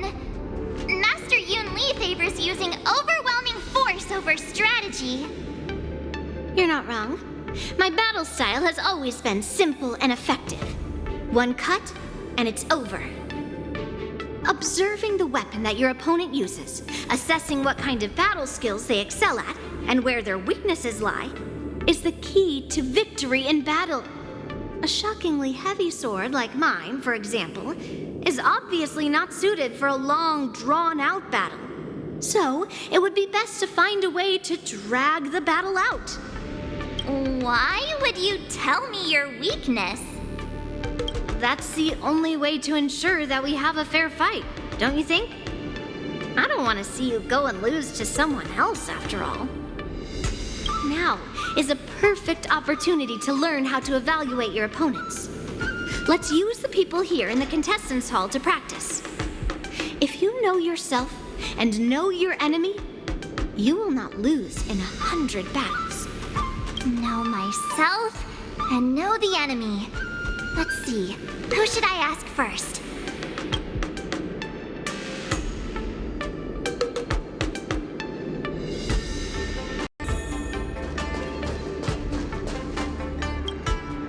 Ugh. I am not used to wearing clothes like this at all. Oh, you're March 7th. The stand-in for Lieutenant Yunqing, correct? That's right. And you are? As you can see, I am the journalist entrusted with interviewing contestants on site.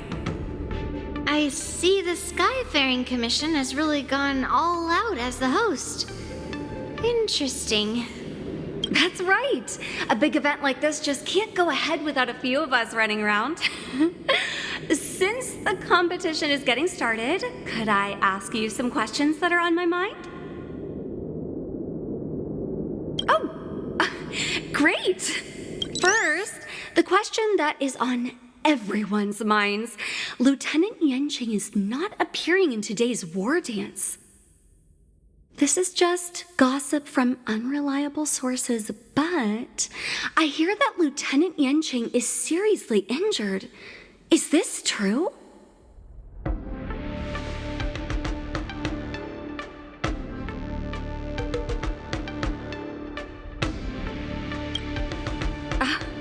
My apologies, this was very unprofessional of me.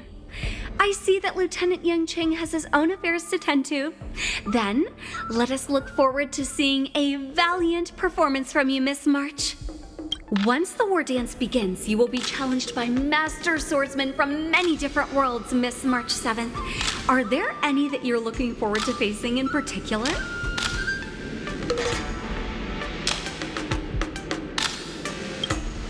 May I ask who that might be?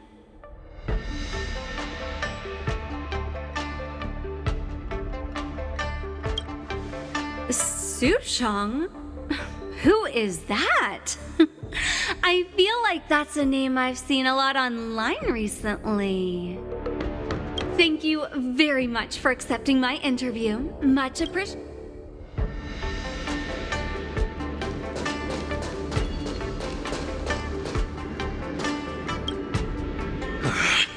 I came here because I wanted to meet the great Lieutenant Yunqing I've heard so much about, and finally cross blades with him myself. Who would have imagined that he would take a disciple and have her be the ringmaster in his place? This is no more than running away from a fight, and is a great dishonor to the Yaoqing.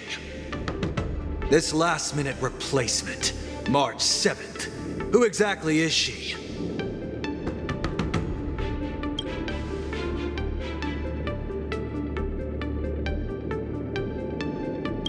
If I'd known I could use multiple weapons at once, I'd have brought my bow.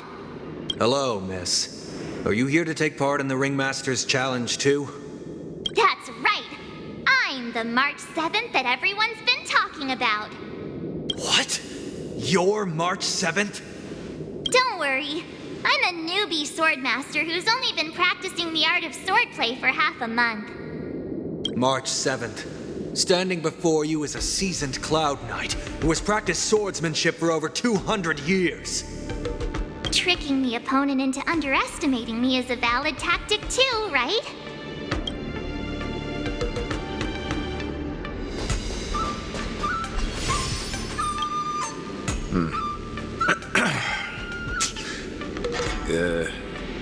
Was there something you wanted to ask me? Ah, yes. Yeah, this is just a regular Cloud Knight Devastator glaive. Oh, I understand what's going on, Miss March 7th and Miss Yun Lee. I'm actually not a contestant. I'm just here as a security guard. Oh, it's all right. I can't bear to watch other people make things awkward, so I always try to keep the conversation going. But then, I'm the one who ends up making things awkward. I've gotten used to it by now, so don't worry. There are still many guests arriving here. Please be cautious. Understood. The first round of the war dance is about to begin. Are you feeling okay, March? Me? I'm fine. As soon as I saw all these people gathered here, I suddenly felt weirdly relaxed. Looking at these contestants, I suddenly feel a lot calmer for some reason. I understand why you wanted me to know myself and know my enemy. I don't feel as nervous as I did before. So, do you want to go out and see the ring? I knew it! Let's go!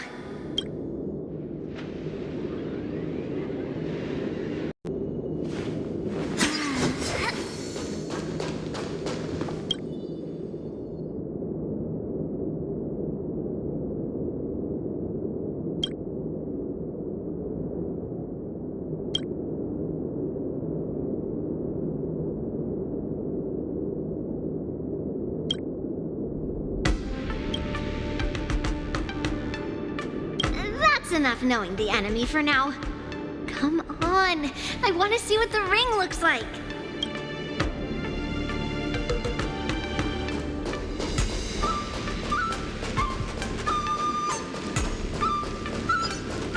Peach blossoms and divine sword descend.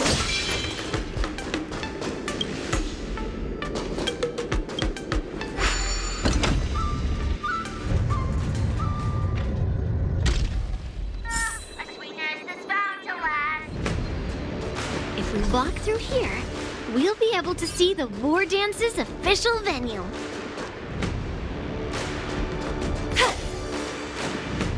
Wow, so this is what it's like from the spectator seats? Look over there. That's the ring we'll be standing on. Master Yun Lee? I'm getting nervous again. Can I really do this? Well, it's too late for nerves now. It's almost time. Almost time for what? As soon as I think about the mission General Hyen gave me, my heart starts racing like crazy. What do I do, Master Yun Lee? It's when it stops beating that we need to worry. Just take in the atmosphere and prepare yourself. I have to leave for a moment and do some inspections around the ship. This was also part of Grandpa's orders. I wonder how Master Yanqing is doing over there. Hey, focus.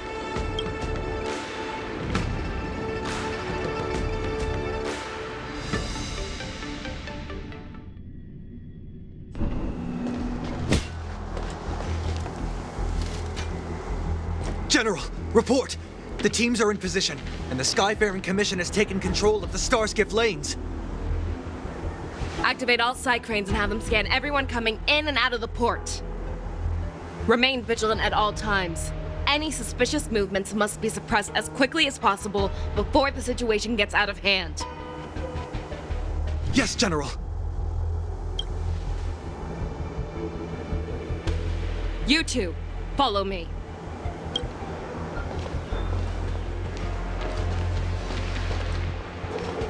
What's signal's nearby, but we lost contact just a moment ago. Could that mean... He will be fine. Cloud Knights, search for the target.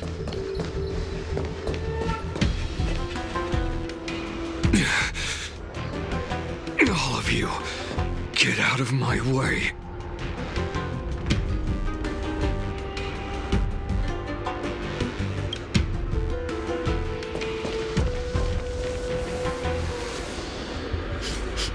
Wait. Don't go any closer.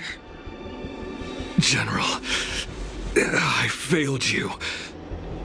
That mad dog left me here as...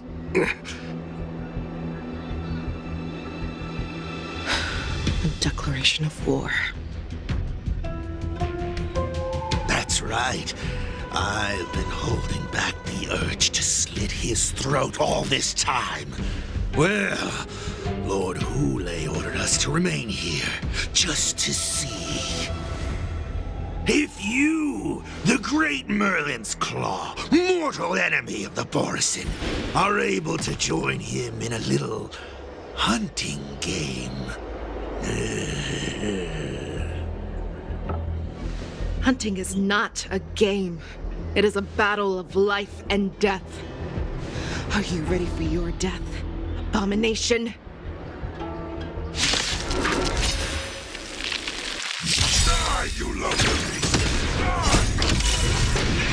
Save your breath!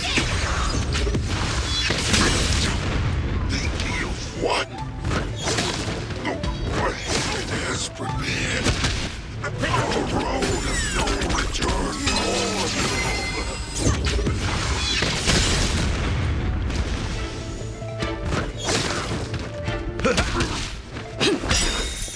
Let the show begin!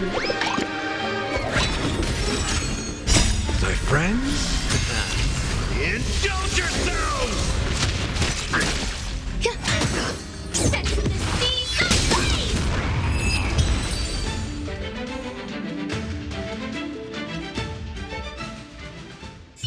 Wowza, are you okay?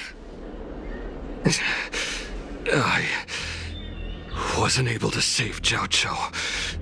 Hule was more cunning and powerful than I imagined. Tell me, how is he planning to declare this war against me? With a one-on-one duel? Or with a hostage exchange, maybe? Hule is planning on attacking the bustling streets of the Xianzhou Luofu. What did you just say? Impossible. Even if there is still undercover Borisin that we haven't sniffed out, Hule can't have more than a few dozen people. How is he planning on simultaneously attacking the streets of the Xianzhou Luofu? He has an ace up his sleeve. Hule's body holds a plague mark passed down through generations of Borisin. I've seen him convert a Foxy into a Borisin wolf trooper with my own eyes. This is Hule's declaration of war. His blood. It can cause Foxians to rapidly transform and lose their minds. He has passed his blood to his minions, and is planning to spread it across the Luofu and stir up panic.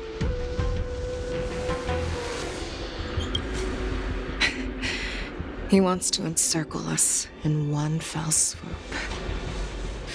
This beast is truly unpredictable. Contact the Skyfaring Commission and the Cloud Knights right away. Have them enforce a traffic ban and order all Foxians to remain indoors until further notice. The moment you see your enemy's declaration of war, it means that they have already begun to take action. But if Hule succeeds in getting this panic to spread... Do you remember what I told you before? Hunting is about thinking the same way as your prey, not just mindlessly chasing after them. What Hule wants is to see everyone on the Luofu descend into panic. He wants to see us lose our minds and waste our limited manpower scouring every inch of the Luofu for signs of an attack until we exhaust ourselves. It's like that party game that the people of the Yaoqing love to play. We hide an object under one of several bowls, then move the bowls around and have you guess which one the object is underneath. The way I see it, this is all nothing more than misdirection. No matter what Hule does, there is one truth that cannot be changed. He is trapped aboard the Xianzhou Luofu. The only way for him to escape is to find a ship. Right now, the only ship he'd be able to see is the Sky Splitter.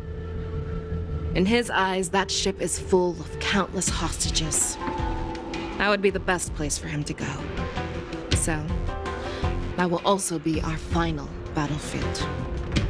But if we're wrong about this, if he goes somewhere else, or if he does as he said he would, and his minions infect the Foxians everywhere with wolf blood, what do we do then?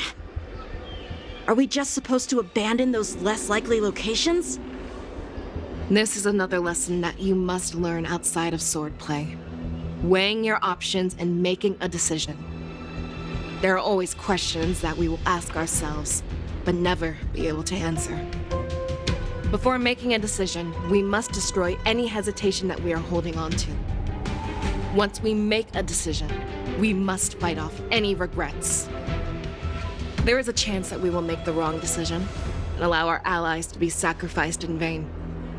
There is a chance that we will predict our enemies' movements correctly, yet underestimate their strength and be overwhelmed in battle. But being lost in hesitation and failing to take any action will always be more harmful than taking the wrong path. We must make a decision, no matter what. Everyone, listen up. I will personally take charge of Starskiff Haven, evacuate the people, and prepare for any possible attacks. I will do my best to ensure that things are safe on the ground. Nameless, please lend us your strength as you did when the Ambrosial Arbor was reborn. I need you and Wildza to go in search of Jiao Cho. General, please entrust me with the safety of the Sky Splitter. I was originally meant to participate in the tournament, so now it is only right that I return to the Sky Splitter. If Hule does come to attack the Sky Splitter, Lieutenant Yanqing, I need you to hold him there until I am able to arrive. Please rest assured, General. If he dares step foot on the Sky Splitter, I, Yanqing, swear on the blade in my hands that he shall not escape.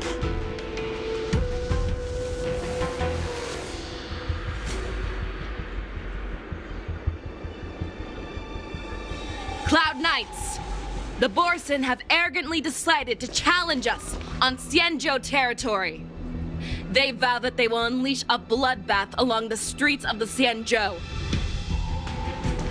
The unarmed civilians of the Xianzhou and countless visitors from afar are under our protection. Let me ask you, as Cloud Knights, will we allow the Borson to succeed with their plan? Be on your guard.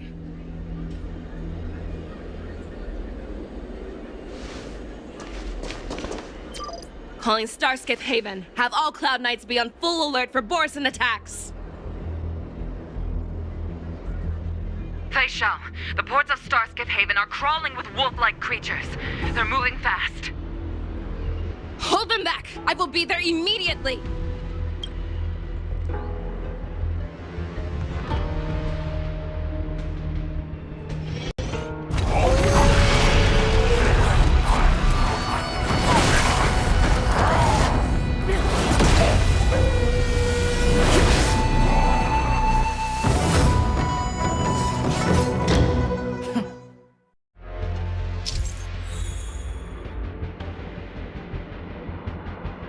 There you are, Fei Shao. Madam Yukong! After 30 years, we find ourselves fighting side by side once more. It's been a while since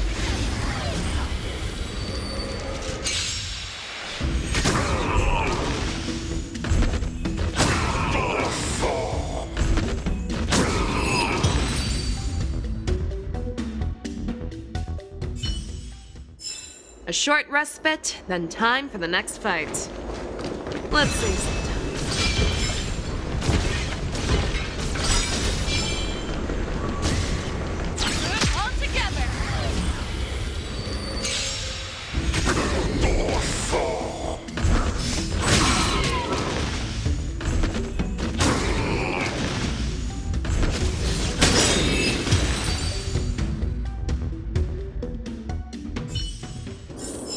A short respite, then time for the next fight.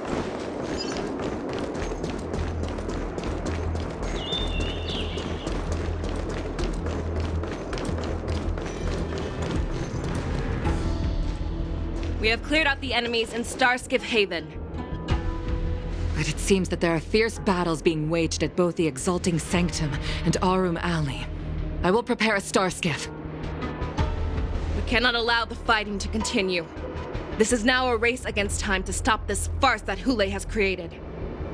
I know Zhao Cho always wants me to know my limits and not get carried away, but now is the time to bring this to a swift end.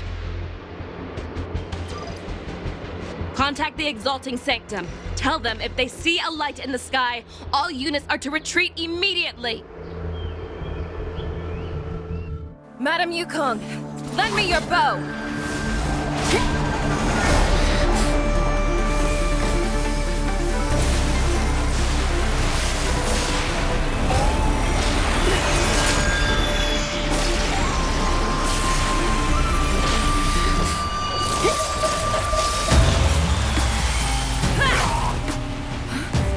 Everyone, out of the way!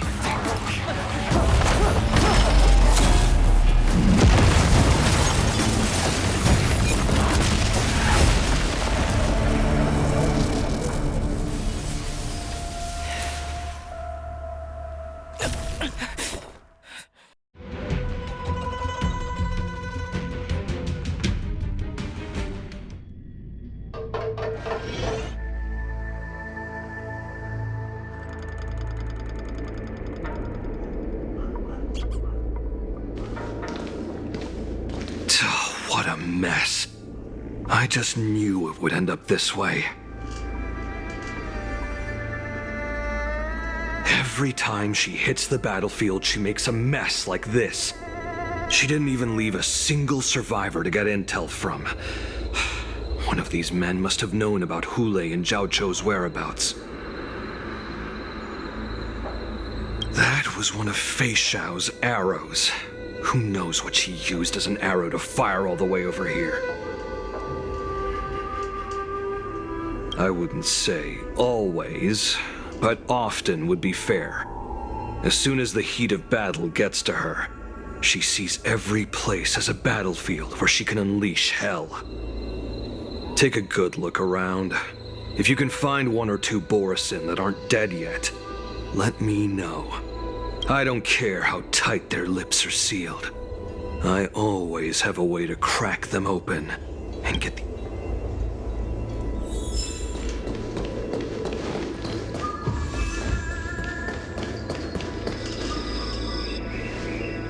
What a terrifying attack. Who could have imagined that such astonishing strength would lie in the hands of a Foxian war slave? So decisive, so brutal. She is more like a descendant of Duran than we who have fallen to our current state. No wonder the Warhead has his eyes on her.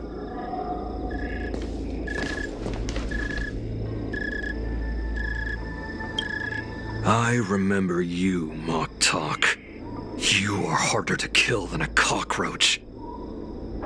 But the fact that you have willingly shown yourself saves us some time. It is not too late for you to surrender. Tell me, where are Hule and Zhao Cho?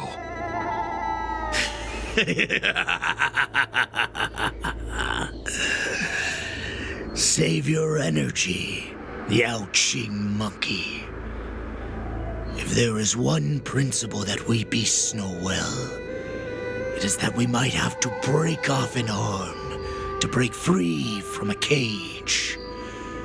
Today, I will be that arm. I lived as a hunter for many years, yet I have only followed the Warhead for this recent, brief period. However, His existence has brought light back to our once blind eyes, like the moon of Verdantia. He has shown me the way. The descendants of Duran have abandoned the Wolf's Creed. In order to ensure our survival, we took solace in the shadows and fed on one another. We were no longer wolves. We were no more than rats, living a dirty and pathetic life. Thanks to the gift granted to us by Lord Hule, I have shared his vision and his blood. The descendants of Duran should live for the victory of the pack, and they should die for it as well. Come, Yao Qing man. Show me your fangs. We will fight to the death! How honorable, you mangy dog. But you seem to have misunderstood. There will be no fair one-on-one duel. Let's see how tough you are once we've put you down.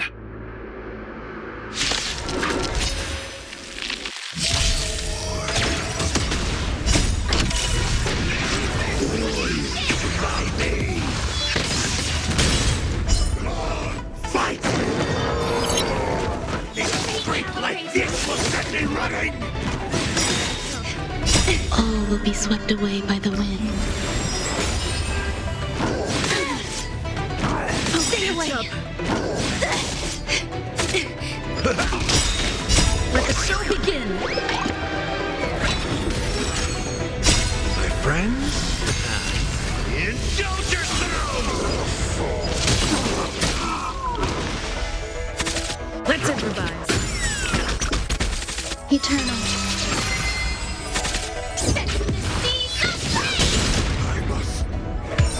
Hold on. Boris resurgence shall come. No matter how heroic your sacrifice, there is no honor in your battles or deaths, Borisin. It seems that Moktok got what he wished for. Hule, your declaration of war is over. From now on, no matter where you run, General Fei Xiao will catch you and send you to the same fate as Moktok.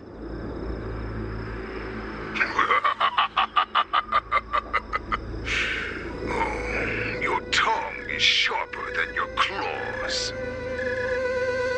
Don't stand in my way, child. Have your general speak with me. Our little hunting game is not over yet. Stand down, Watsa. I am here, Hule. What do you wish to say?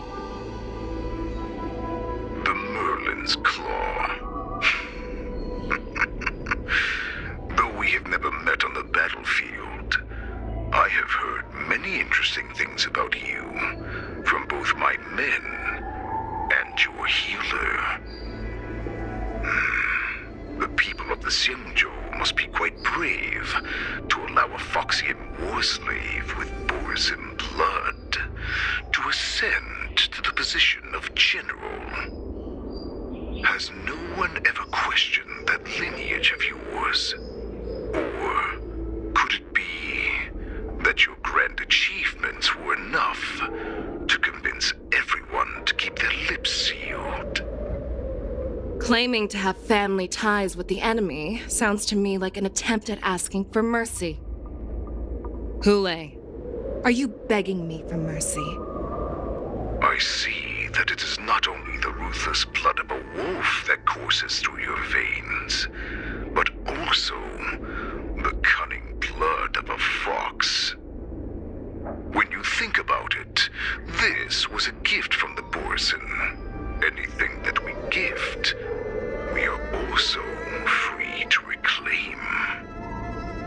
The Merlin's Claw. I shall extend a final invitation to you.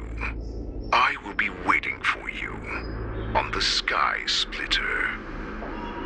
Before you arrive, I will slaughter all in sight, allowing the crimson moon that has fallen dim for over 700 years to once more come to life. I will illuminate this ship with the sheen of blood and show everyone just how weak and powerless the Xiangzhou is. Then I will pilot this ship through every blockade and barrier you have prepared and begin my journey home. This ship shall be the flagship for the Borison Resurgence. Before I finish these tasks of mine, you have a chance to stop me or die at my hands. This is the path that I have prepared for you. I accept your challenge, Hule. Because the very moment you stepped aboard the Sky Splitter, you stepped onto your path to ruin.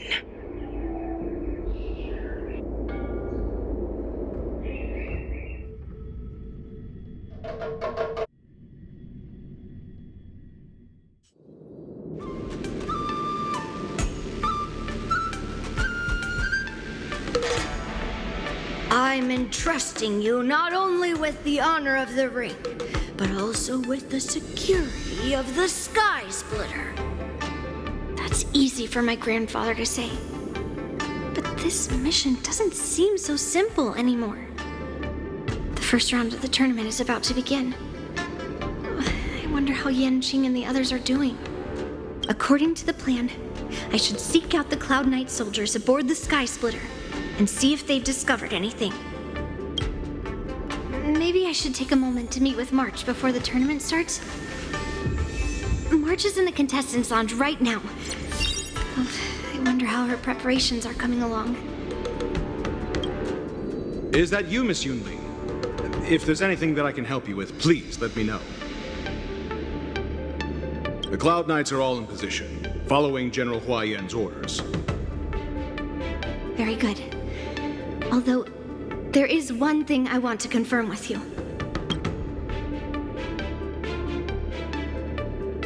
Unfortunately, we don't have any means to distinguish between Borison and Foxians. However, you can rest assured that the Cloud Knights are working hard to investigate the source of the forged identities.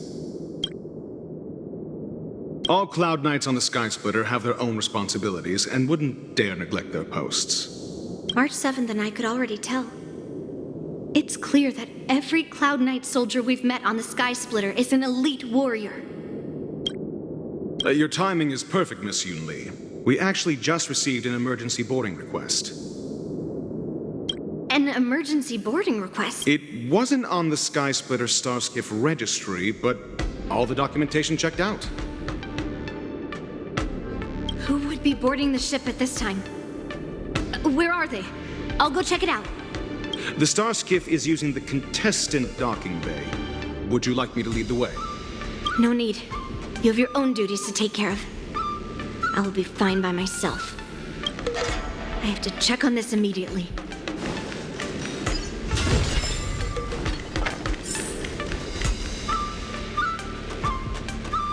Routine inspection! All passengers, please prepare for an inspection. So this is the suspicious Starskiff. Where did the passengers go? I'm going to count down from 10. If you do not come out, I will destroy the ship. 10, 9, 8, 7, 6, 5, 4. Time is running out. 3, 2, 1. Wait a second!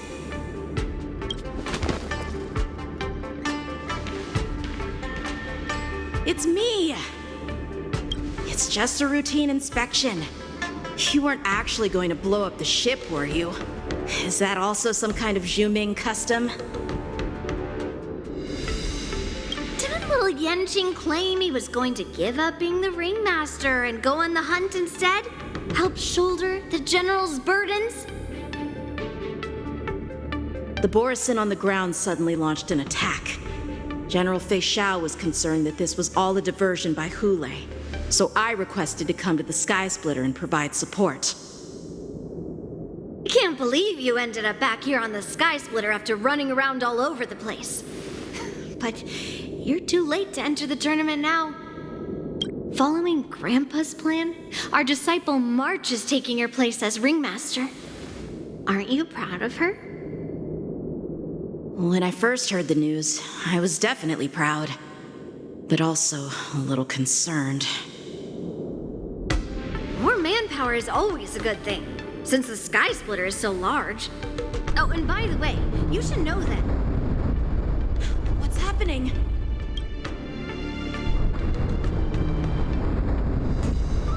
Does it feel like the Sky Splitter is slowed down?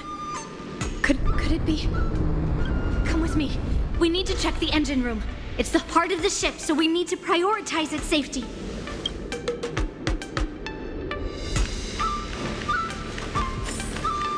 The war dance is about to begin.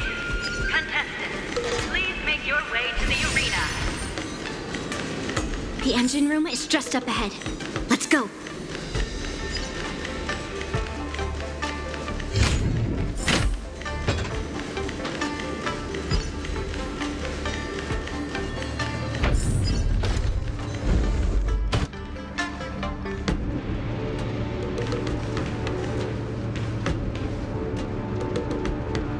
Strange. Why is there no one here?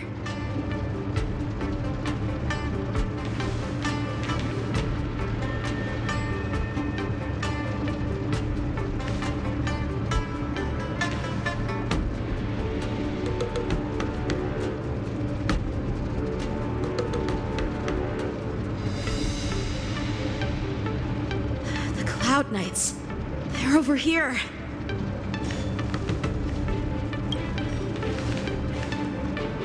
And you should be lying alongside them. Don't worry, children. There's plenty of space to hide your bodies over here. Even though I truly hoped that the war dance would go ahead uninterrupted, and that I was worrying for no reason. Now that these guys have finally shown up, it's a huge weight off my mind. Bring it on, you abominations!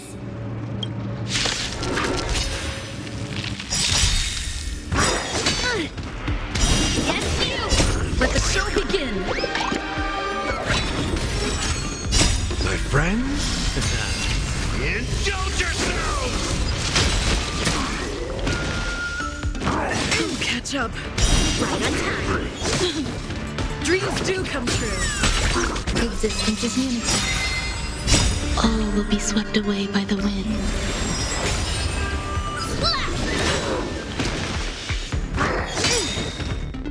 Yes, you!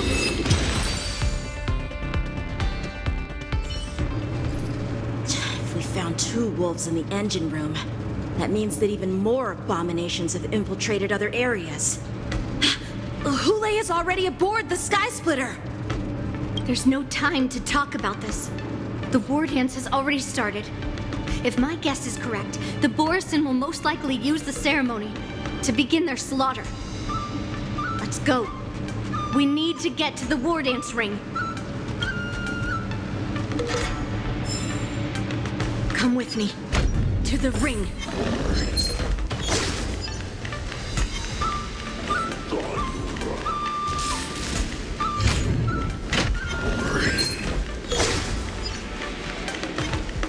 This way. We're not too late.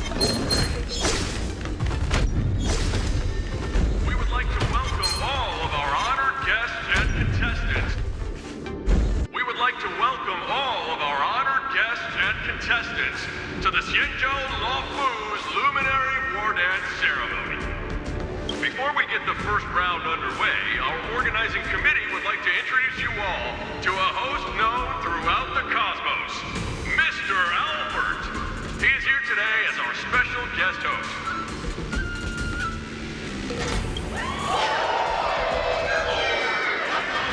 let us invite our special guest host, Mr. Albert, to the stage to formally open the war dance.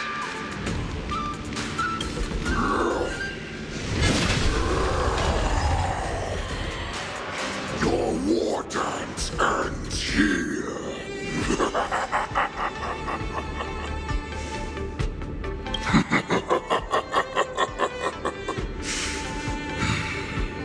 From this moment on, the Sky Splitter belongs to me.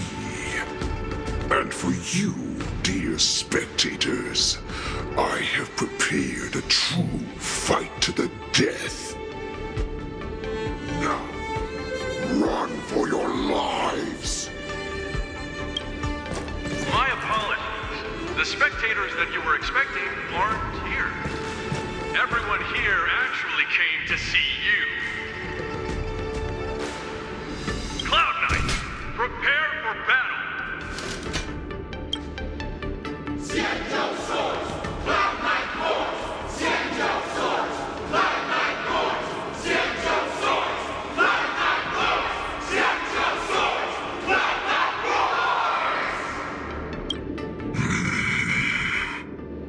I see you are ready for me.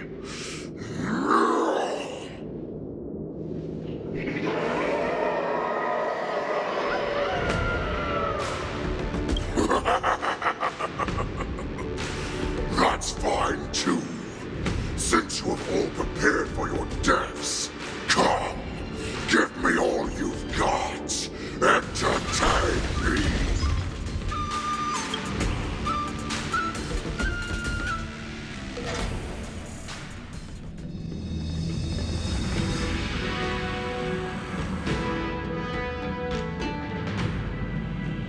Surround your enemy, but leave one side open. This is your strategy for ensuring that the war dance will be able to be held as usual? Precisely. When Hule escaped, we should have cancelled the war dance immediately. No one can predict where a wild beast like him will attack. Yet festivals and celebrations like this are likely to become targets. However, preparations for the war dance were in the works for so long, I couldn't bear to announce its cancellation. So I thought, if the show must go on, then let it go on. But that doesn't mean that the war dance we hold today has to be the real event. All we need to do is swap all the spectators and contestants aboard the ship with Cloud Knight soldiers, and the Sky Splitter, soaring high above, will become the ultimate battleground for our hunt. But what do we do if Hule is not planning to attack the war dance? Then we just need to draw his attention to the Sky Splitter. We'll have the Skyfaring Commission clear all transport lanes and cut down Starskiff traffic. Then, when the time comes, there will be only one ship in the sky, and he will have no reason not to attack. General Fei Shao will be in charge of scaring the wolves and cutting off their other means of escape, making him think that this will be his best way out. Given that the Borisin already have insiders on the Law Fu, I will be in charge of putting pressure on them, making them focus solely on keeping themselves safe. Very good. Then I'd better dust off my weary bones too. I will go with the Skyfaring Commission to guard the Jade Gate and ensure that things do not spiral out of control. Knowing that Elder Huayan is part of our last line of defense is a great comfort. This hunt will make Hule understand that the arrows of the hunt will always be one step ahead of the abominations.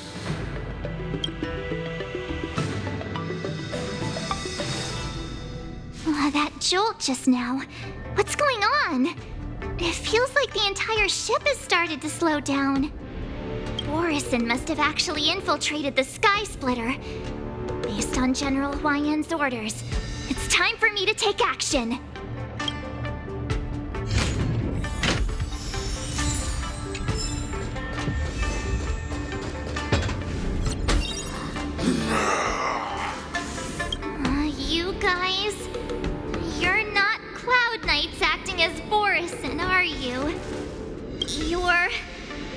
You're real Borison, aren't you?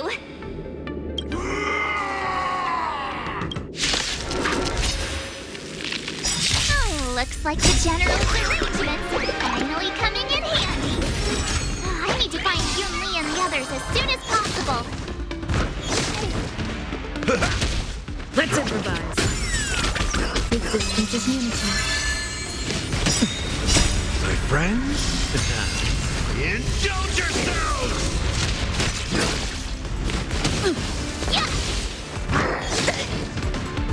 Ah, it's nothing. Dreams do come true. Let the show begin.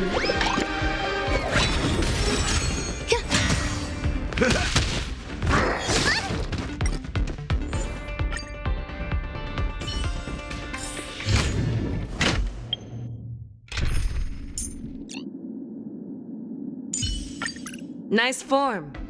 Shall we compete to...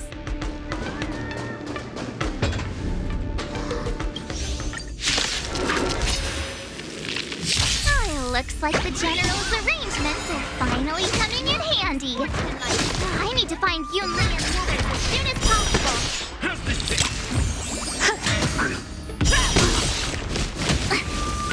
Enjoying yourself? Triumphant! Victory is inevitable! Never hesitate! Oh, I get it! The plan said that if Hule appears, the Cloud Knights will assemble and do everything they can to suppress him. Master Yun Li, where are you? March, I'm below the ring. The hall below the ring.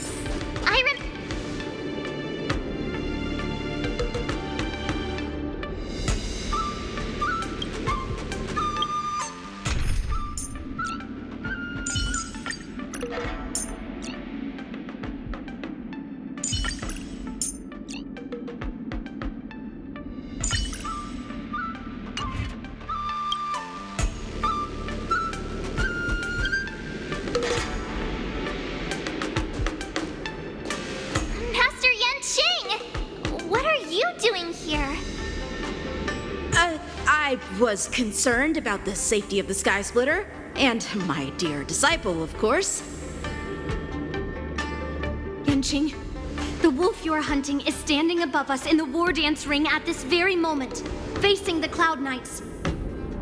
This war dance will not be seen by the people of the Xianzhou, nor will it be just a ceremonial sword fight. This is a battle to the death that offers no honor, only mortal danger. March, are you ready?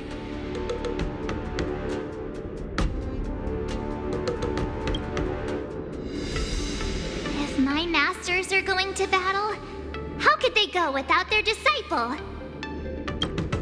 Yun Li, Miss March, may your blades be sharp, and your victories glorious.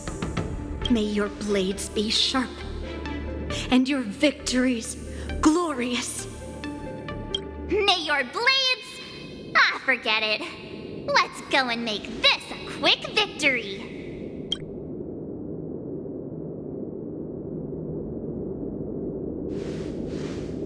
Let's go.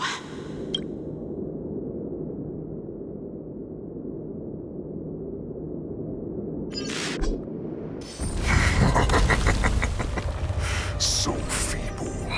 Such weakness is truly pathetic.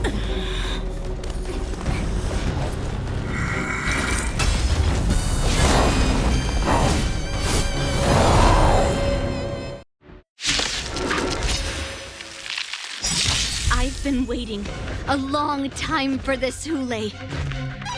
Mercy showers sensitive constant slaughter. Remember this! My name is March 7th. Bring that. Does the Xianzhou love not have any worthy warriors? I wouldn't let my guard down if I were you. It's about time this old wolf tasted defeat at the hands of a young cub. Never hesitate! A A quick divination. Together as one. No matter. All things in the human creations.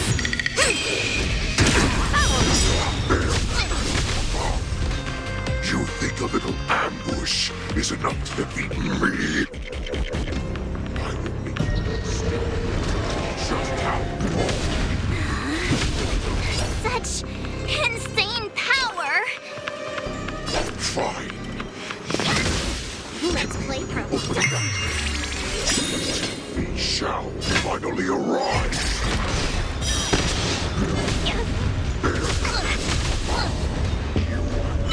No matter. Yin and yang. No matter. Let's look. Can you find the answer?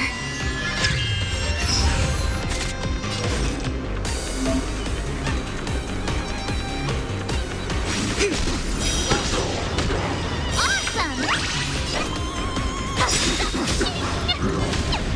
Time to show you what Azure Dragon, White Tiger, Leskar, Wasp, I'll go easy, feeling spiffy? Never hesitate! How are you? I venture forth. Swing with all your might,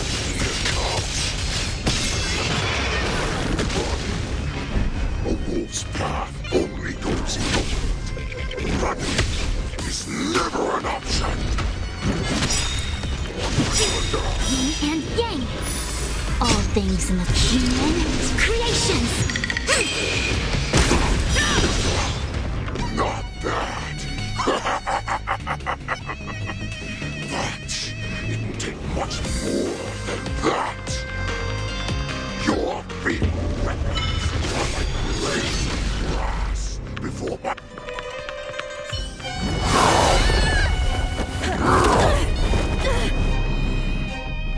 I've had enough. Time to finish this game. What's happening?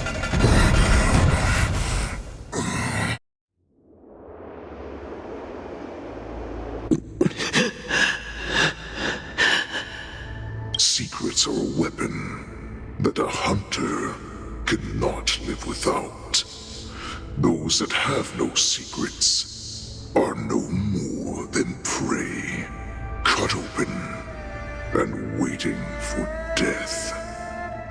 What you're saying is, in your eyes, I am no more than prey that has exhausted all of its secrets and is simply awaiting its death. Do you think you have some other escape route? Oh, Jiao-Cho, I have already peeled back your disguises and defenses, layer by layer. I know all the secrets that you and your general have buried so deep. But you have told me all of your secrets too, Warhead.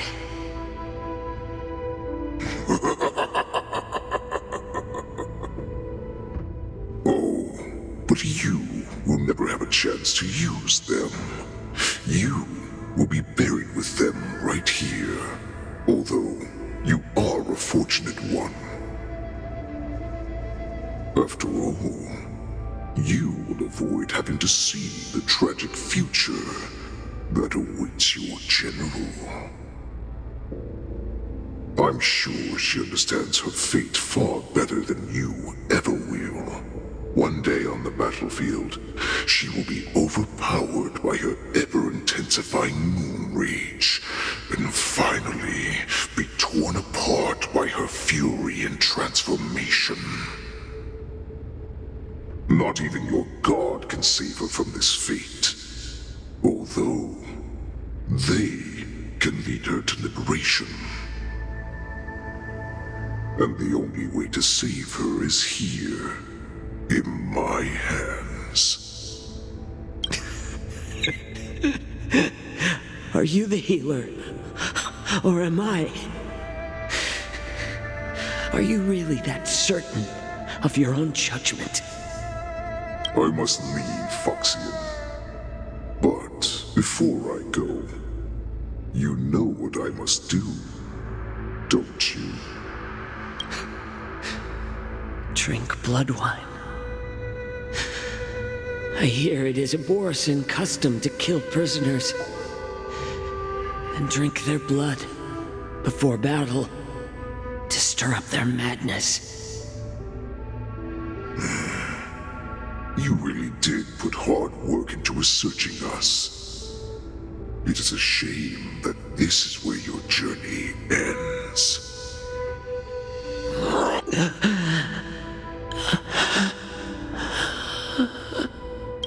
Are you the healer, Jiao Zhou?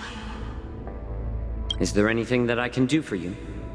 I heard that you saved me. There's no need to thank me.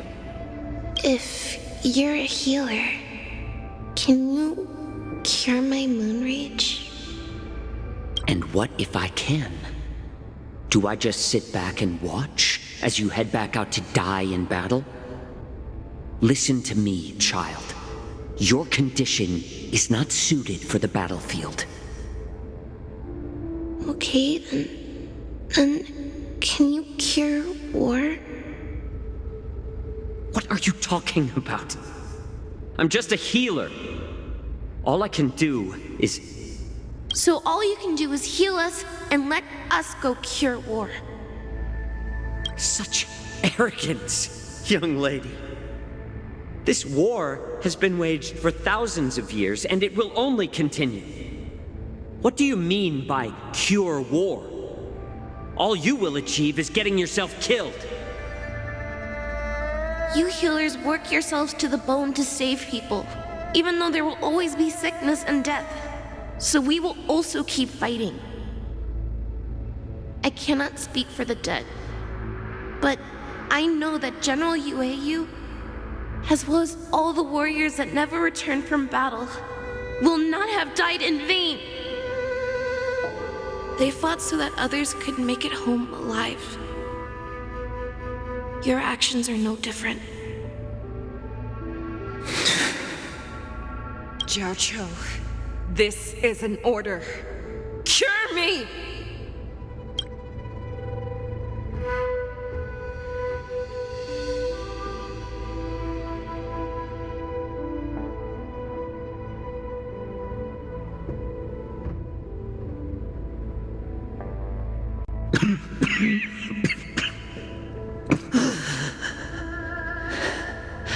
Those who have no secrets are no more than prey, cut open and waiting for death. Enjoy the taste of my fresh blood, Hule. Unfortunately, I am not a man without secrets. I still have one little secret hidden up my sleeve. Tumble dust. I drank it a while ago, and the poison is already flowing through my veins. Sooner or later, you will begin to feel the effects. If the most lethal poison known to this world is able to save innocent lives, then it can also be called a great medicine. I will do my best to cure you. Fish out. I kept my promise at the cost of this insignificant life. Bring victory to the Yaoqing.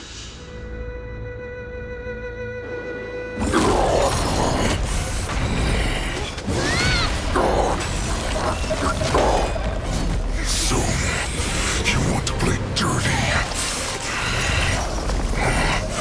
Here, it's colder. My sword is even colder!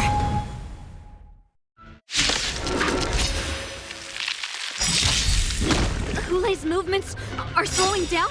Let's collect these. This is our chance.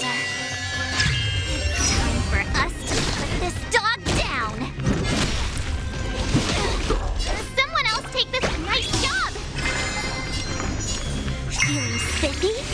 Show me what you can do. Never hesitate! Together as one. No matter.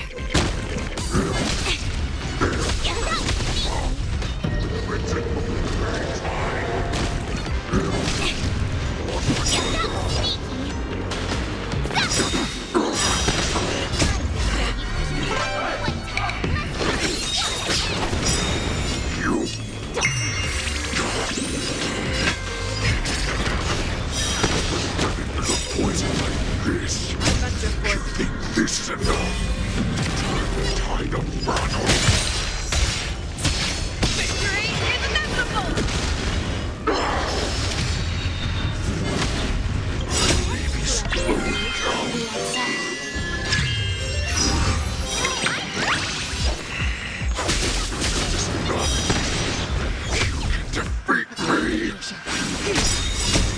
Human creations.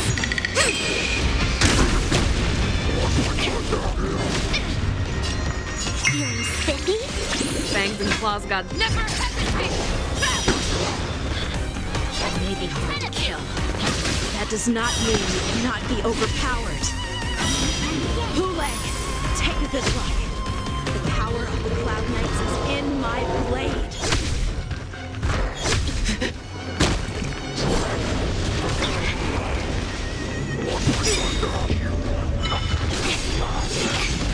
I see through you. Ouch, ouch, ouch. No matter. Yin and yang. I'll go easy this time. Show me what you can do. The fearless knows about fear. Impossible! How could a mere whelp defeat me?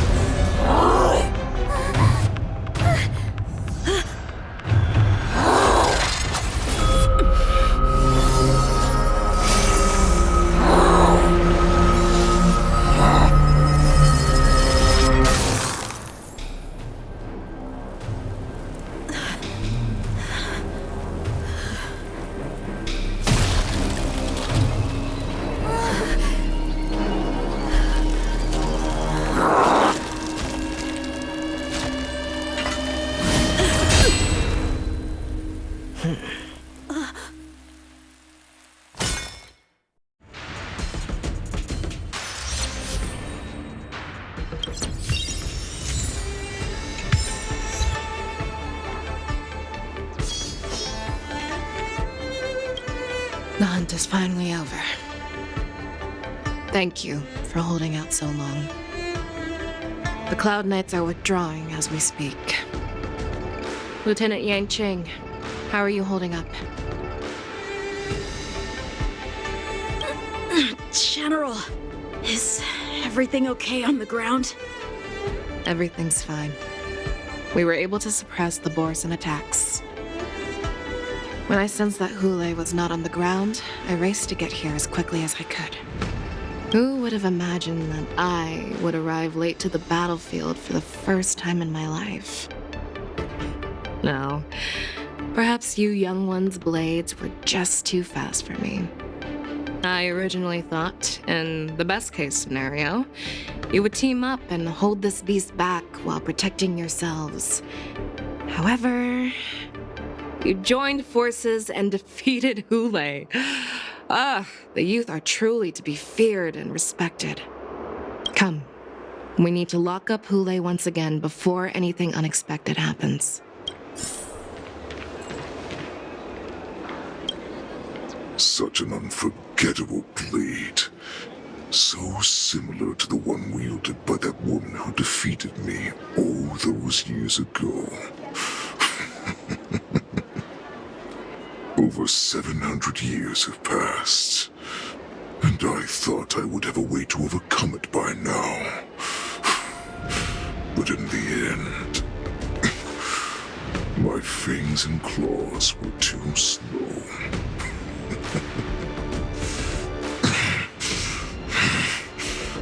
You won, child.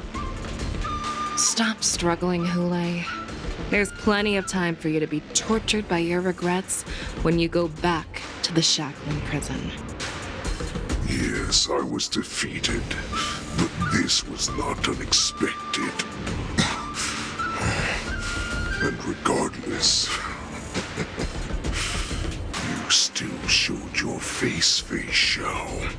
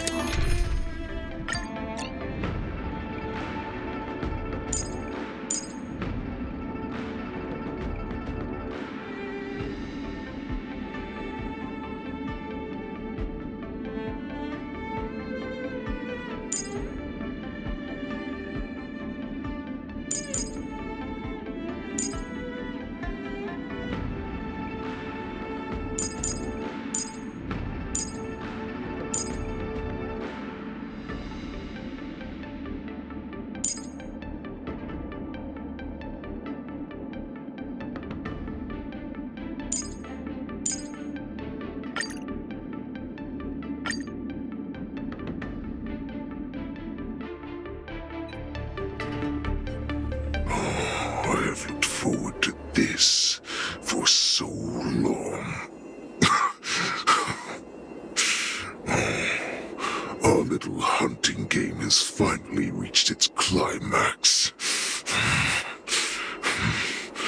I told you before, I had a path prepared for you. You've doomed yourselves. As I meet my demise, so shall the entire Xianzhou Lawful. The crimson moon in my chest will make this place shine with blood. I will drive all Foxians to madness in their fear, craving slaughter without end. What now?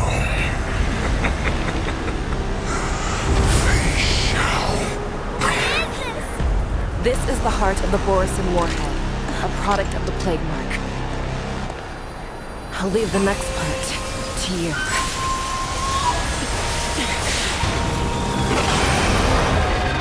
I don't understand. We can't have allowed this thing to spread. I will do all within my power to consume this crimson moon. Once the situation changes, Lieutenant Yanqing, you are to enforce the Cloud Knight's military rules. Understood.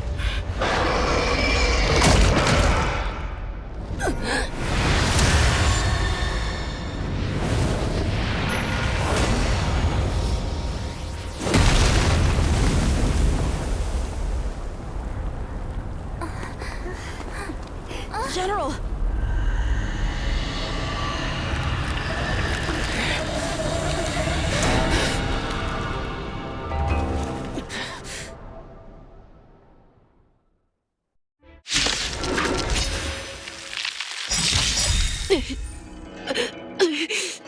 Die, Borisin!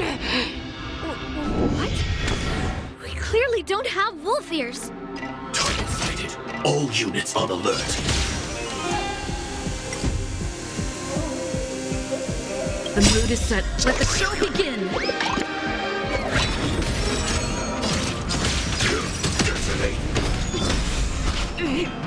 I will not allow any of you to leave the Sky Splitter! Does she think we're her enemies? Hule just wanted to take down the general, even at the cost of his own life. Snap out of it, General! Resistance is limited.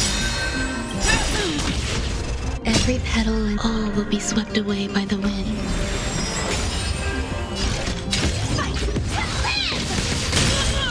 That's all you got? That's all you got! Take your positions. Let's improvise. That's all you got!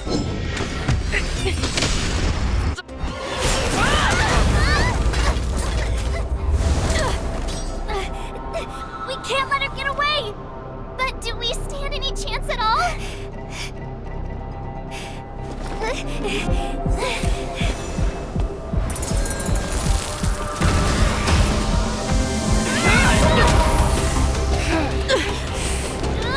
She said, I'll leave the next part to you. She put her faith in us! Stop trying. I promise. I will cure you. Feisha. No one can live forever, Zhao Zhao. This time, I must break my promise.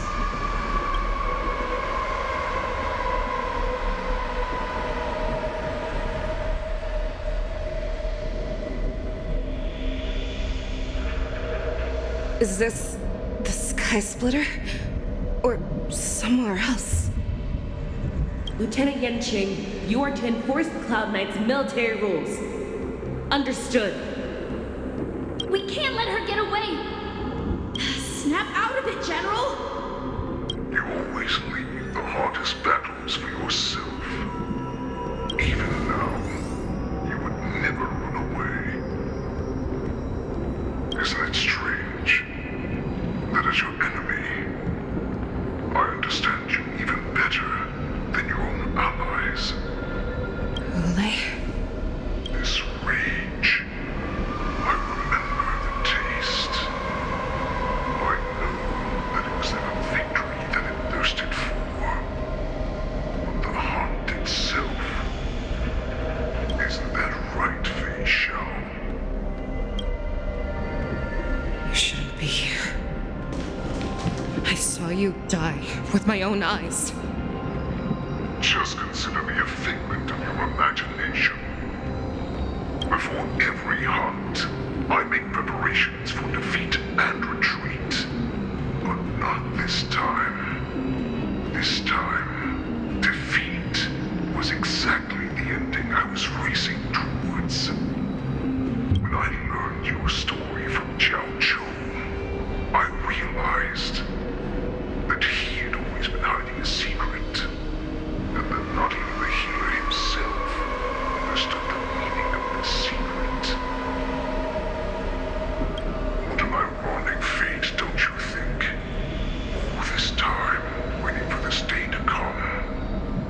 I never imagined that this was how it would turn out. But I accept it. Now, let us break through the ironclad defenses of the Arbiter General's heart and see what secret she has hidden in those deepest, darkest corners.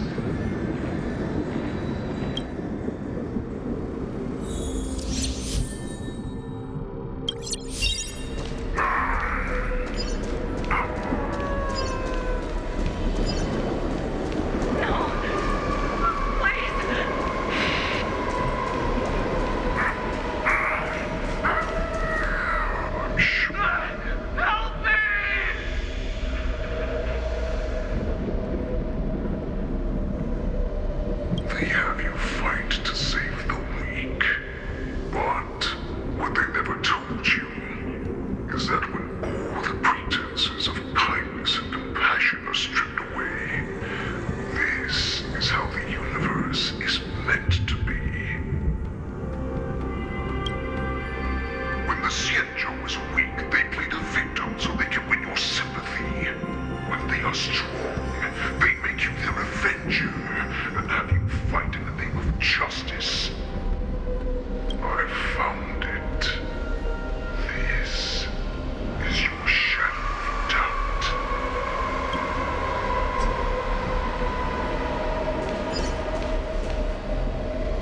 So-called survival of the fittest is nothing but an excuse. You cannot weaken my resolve, Hule. Blinded by the fury of your moon rage, you slaughtered your allies. Merlin's Claw, you have betrayed the Alliance.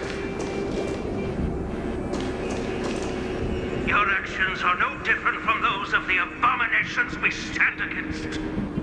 At the end of the day, it is the blood of the abominations abominations that runs through your veins. One day, you will inevitably become an enemy of the Alliance. Cloud Knights, formation. You ran into the arms of your new master's arm without hesitation. You thought that you had found freedom, respect, and recognition. But you were wrong. They know all too well that a wolf will always be a wolf. Now your greatest fear is about to come true. You have become an enemy of the Xianzhou.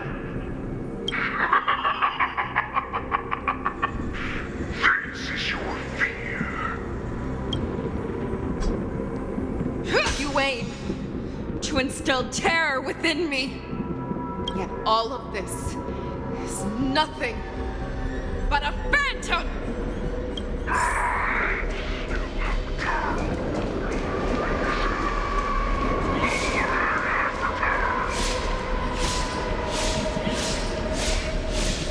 It's time to return to the pack, Fei Shao. No matter how deep the hatred you bear for the Borson, no matter how much we may consider each other enemies, I will still show you this path that you never imagined was available to you. Because you made a choice. You devoured the Crimson Moon. You are worthy to become the Borson's warhead. What did you say?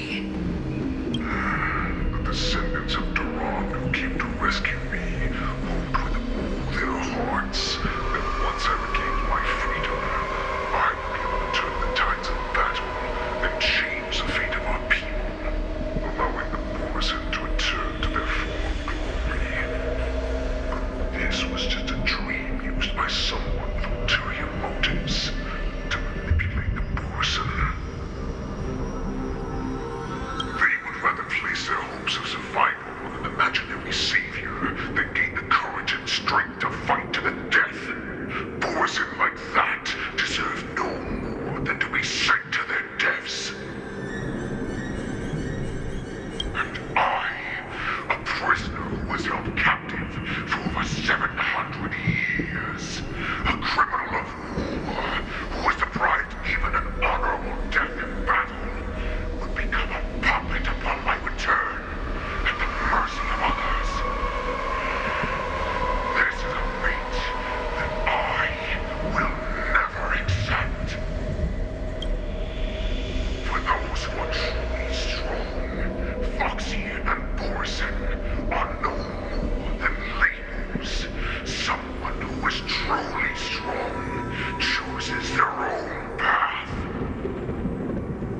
I will create that new path for myself.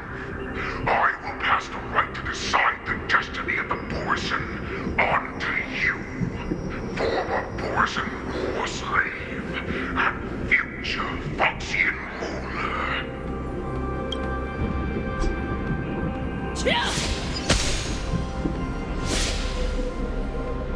Your healer, Jiao Chu, served you with such loyalty. He was even willing to die in order to cure your rage. I told him before that the only way to save you lay in my hands.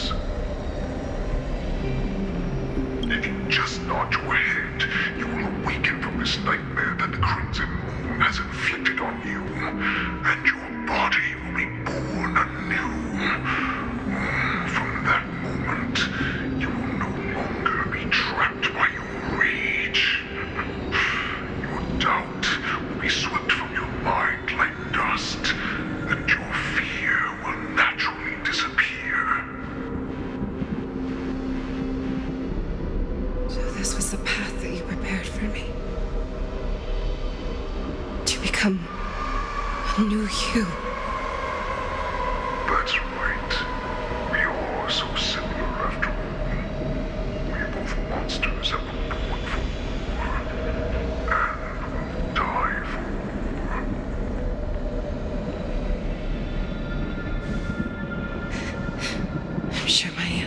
doesn't need much explanation. I refuse.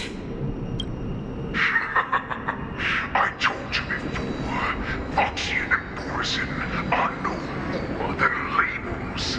You can be whoever you want to be. You can do whatever you want to do. Accept these truths, and the Borison will bow to you. Destroy them, reduce them to dust, or teach them to become servants of the Shenzhou. You are free to do as you please. Carve your name into the Shenzhou's history books, or into the list of arch enemies. You have the final say. You do not understand, Hule. You have no idea what it is that I truly desire. When I was just a child, I stained my hands with blood for the first time, in order to escape the whips and shackles of the Wolf Masters.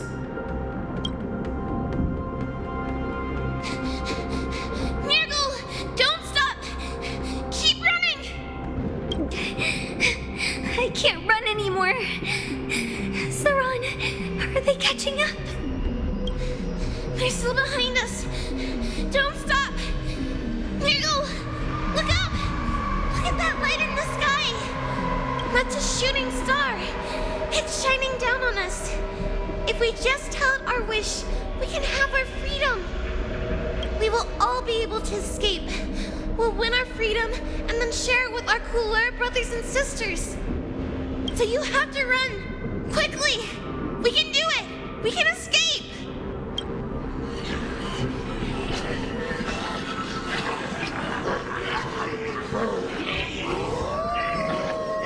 Nurgle, run with me! We ran and ran with all the strength we had. But I escaped the hunting pack and encountered a woman that could fly. A Cloud Knight.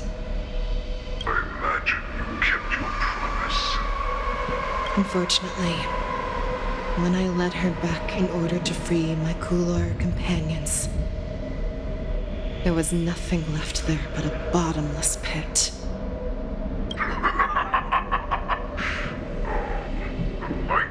Devilish archer.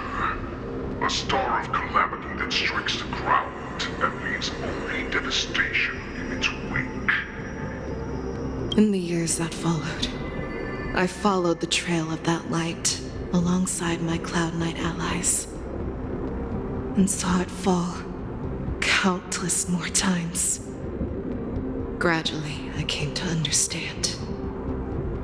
That light was not some shooting star that carried wishes and aspirations. Each Lux arrow meant that countless lives in a helpless world were about to be obliterated. I prayed to the god of the Skybow that I would never have to witness one of these shooting stars fall again. But they ignored my prayers. Right. They never answer us. They just let us loose in this world to massacre each other. That is why the fierce battle between us has raged to this day. If the gods who never bleed nor cry, who watch silently from above, refuse to listen to the prayers of mortals, then we have no choice but to fight for our own desires.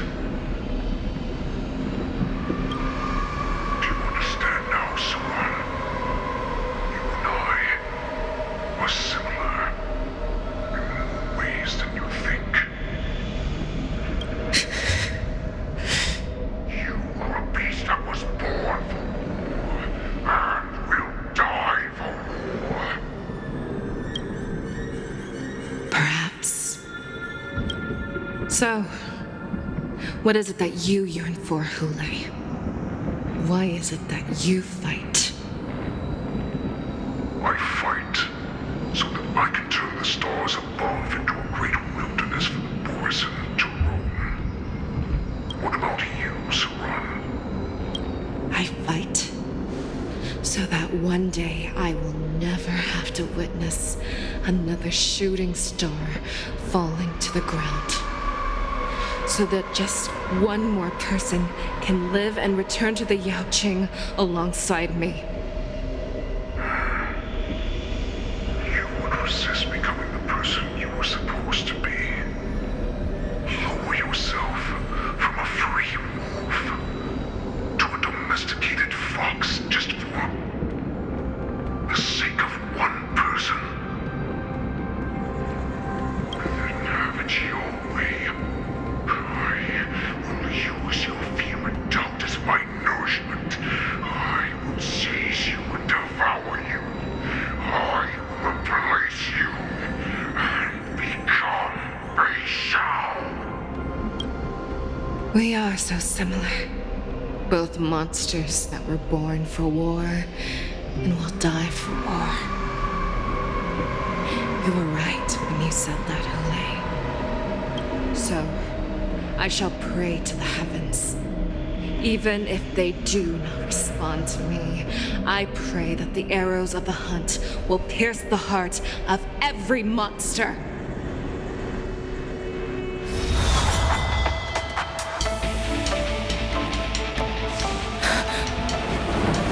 Do you see me, shooting star?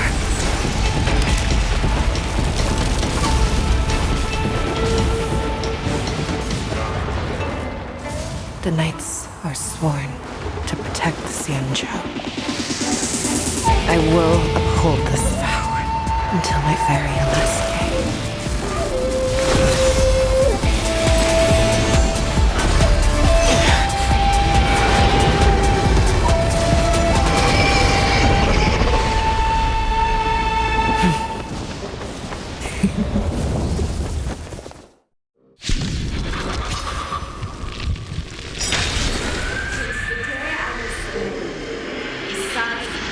Tears of blood, and all living creatures have howled and wept. I once commanded the sword and hunted the weak. Now, I will use your inner beast as my weapon, and your name as my prey. Fei Shao!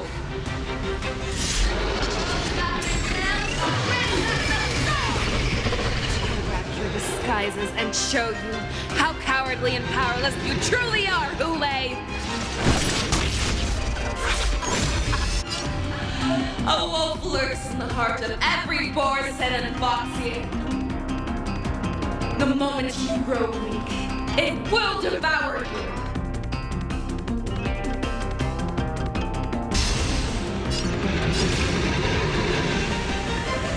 The mood is set. Shall let the show begin?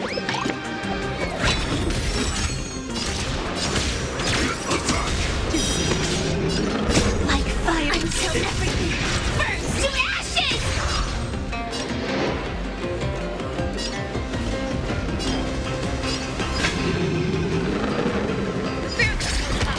That won't do. Firefly, take hold in position. Set the scenes of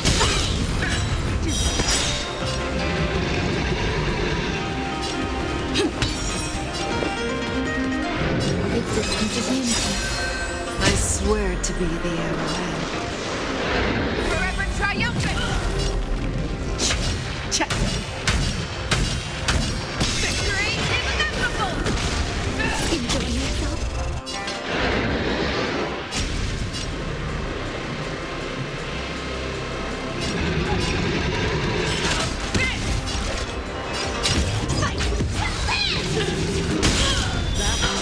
Rhythm get messed up. Some value, I suppose.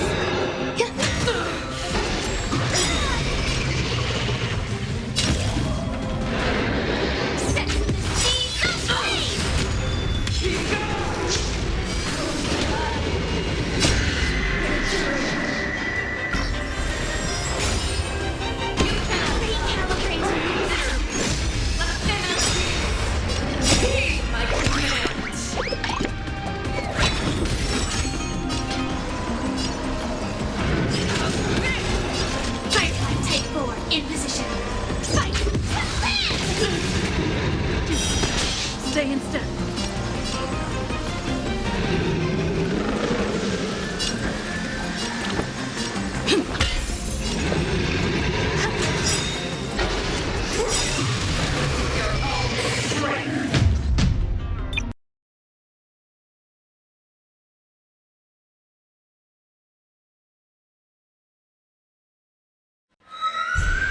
Since the day I was born, the skies cry tears of blood, and all living creatures are proud.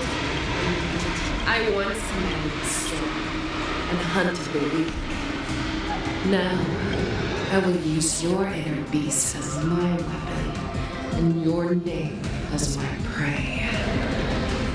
Fei Xiao!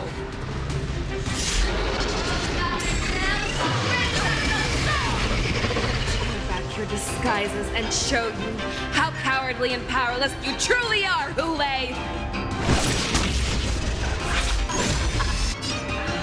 A wolf lurks in the heart of every Borson and Foxian. The moment you grow weak, it will devour you! Time for fun. Make your move, Hule. Fear! That won't do.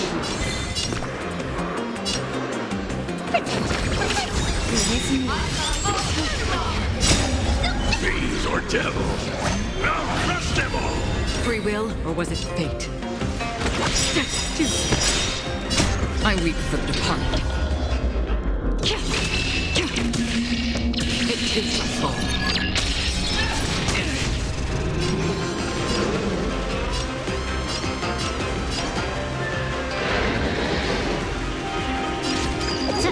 I swear to be Forever triumphant! Victory is inevitable! And your life will be stolen. But death, and you shall live forever!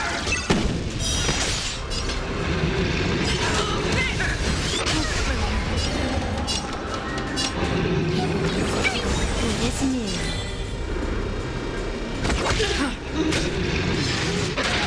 Can I have fun this time?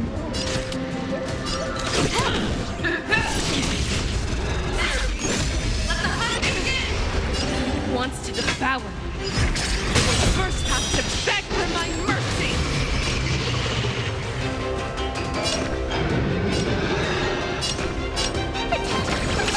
It is new. Fiends or devils? I'll crush them all! More enemies. This combat needs... This is double speed.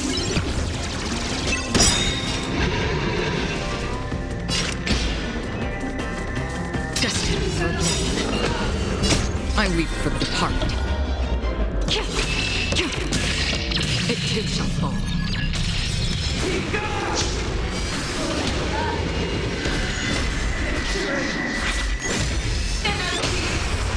heed my command.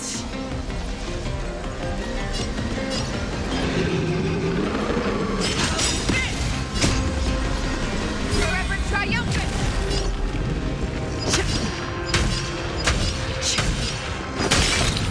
Victory is inevitable! Stay put!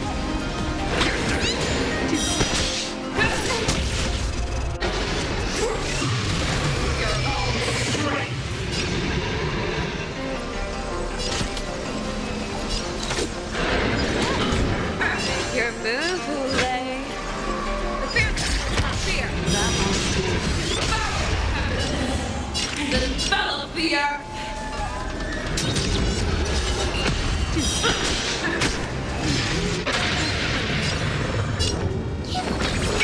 It is new.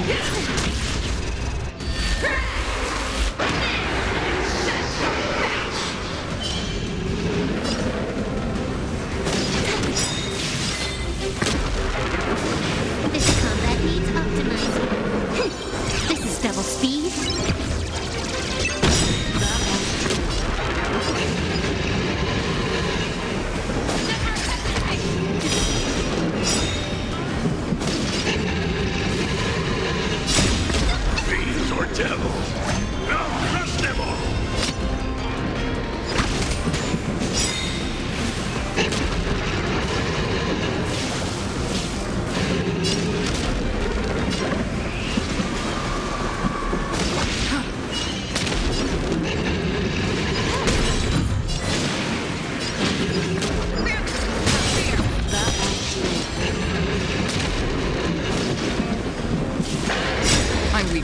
departed. It takes my soul. I swear to be Forever triumphant! Victory inevitable!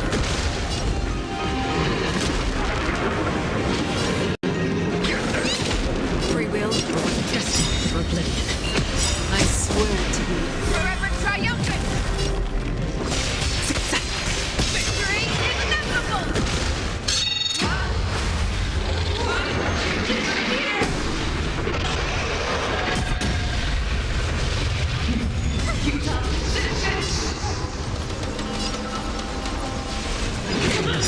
This combat needs up. This is double speed. Make your move, Hule. Never hesitate! Isn't it? Can I have fun this time? Time for a buzz. I weep for the departed.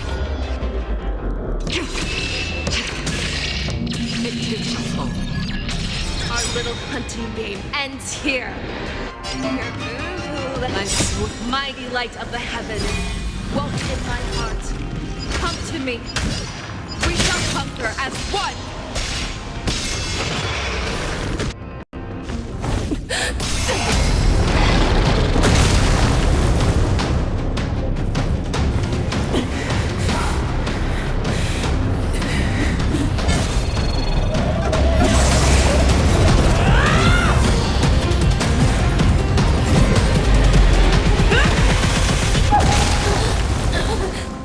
My only enemy has always been myself.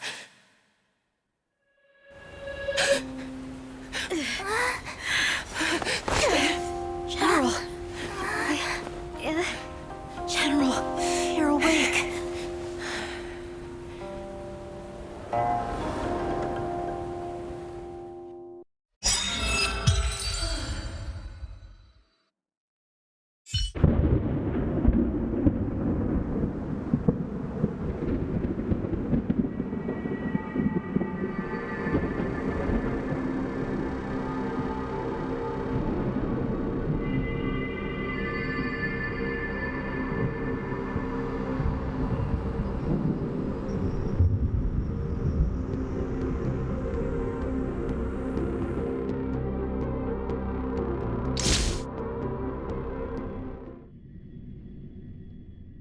I'd like to hear their explanations.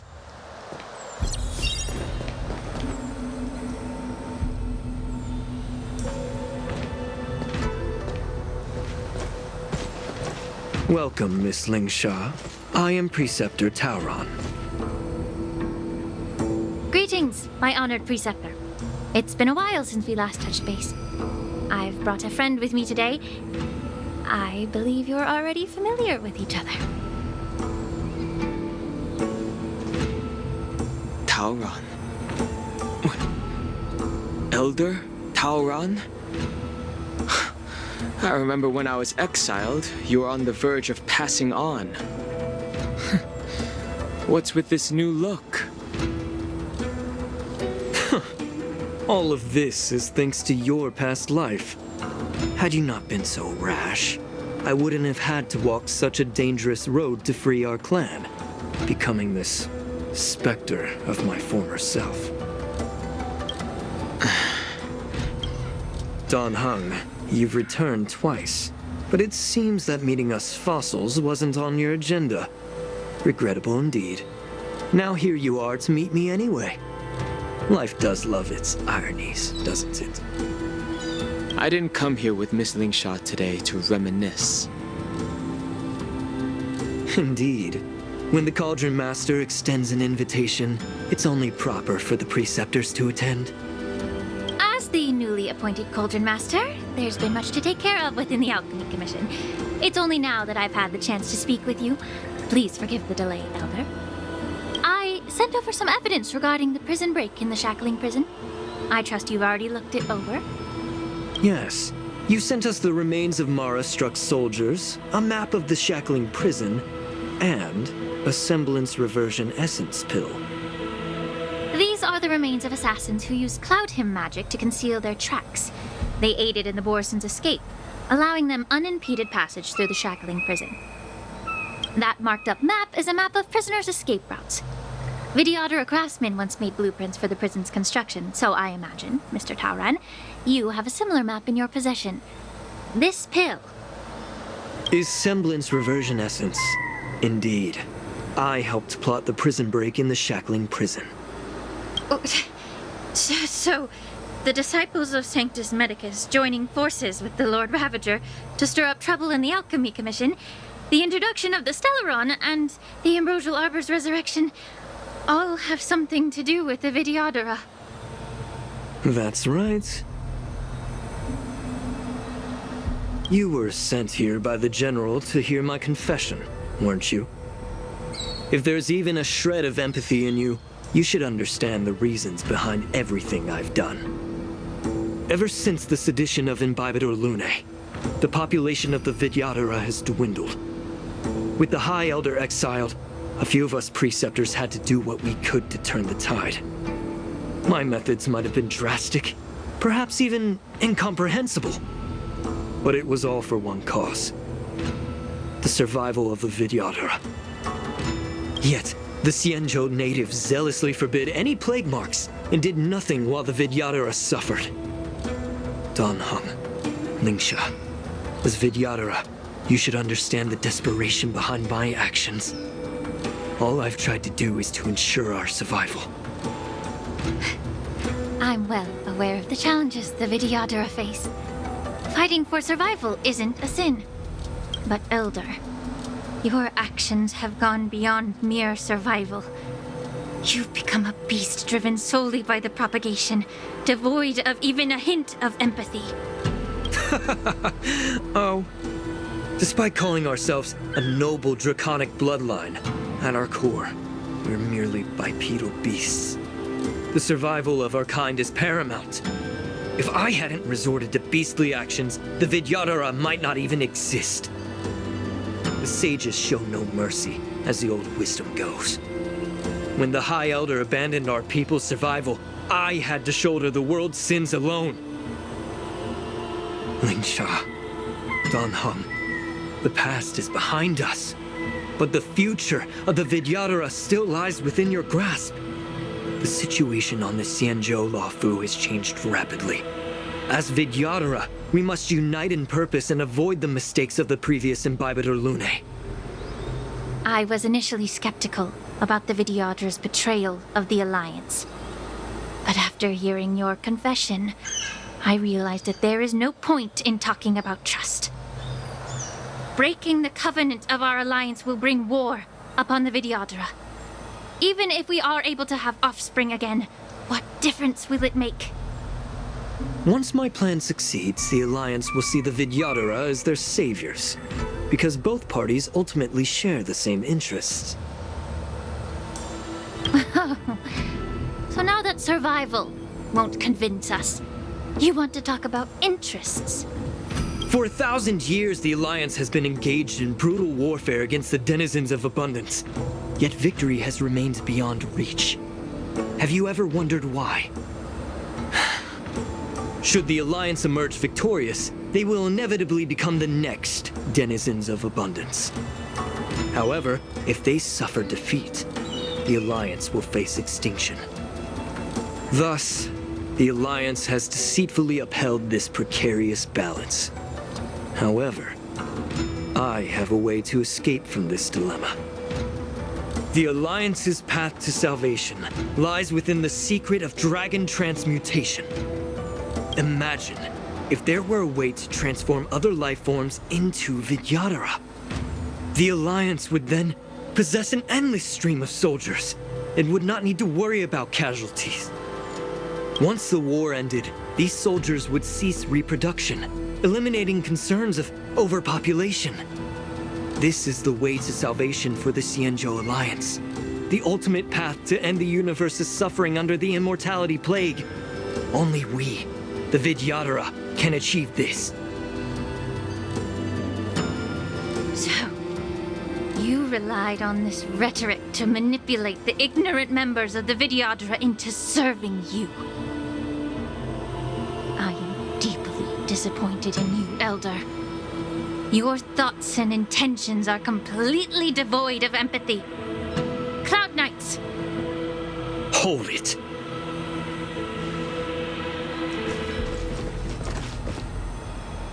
Miss Bailu! Mr. Danheng and Sister Lingsha! Everyone's here? You think I don't know why you're really here? Jing Yuan sent you here to test me, didn't he? According to the oath between the Alliance and the Vidyadhara, it's forbidden to spill Vidyadhara blood on their own territory. Are you all ready to violate this oath in the presence of the Luofu's High Elder? Dragon Lady, there's no need to panic. Elder, the Vidyadhara's sacred grounds and the High Elder are not to be used as pawns in exchange for your life. You talk a big game. As if you have the nation and the people's best interests at heart. But when it really matters, you use a small girl as your shield. It's ridiculously pitiful. I've said it before. Survival is never a sin. We're all Vidyadhara, so you should understand my intentions. And as a Vidyadhara, I will leave for you a dignified solution. Leave the Scale Gorge waterscape immediately, and appeal to the top echelons of the Alliance. Let the 6 charioteers hold a trial, and sentence me to exuviation and rebirth. I see right through your plans, Mr. Taoran. Vidyadhara rebirth erases past crimes, but I'm well aware of the Preceptor's dirty tricks during rebirth. You might not be you, but you will still be you. I won't forgive myself for past sins under the pretext of knowing nothing, nor will I allow you to evade accountability. Danheng, I've always disliked your inability to see the bigger picture. Rebirth hasn't changed you one bit. Miss Bailu, as High Elder of the Luofu Vidyadhara, please share your thoughts at this moment. I don't want to stay here. I'm tired of being pushed around. I'm not some puppet to be controlled. Please, take me away with you. I understand. As the oath dictates, members of the Alliance are forbidden from harming Vidyadhara here. But I've long since severed ties with the Alliance. Right now, I'm simply a nameless, free to come and go as I please. The oath of the Xianzhou means nothing to the spear in my hand.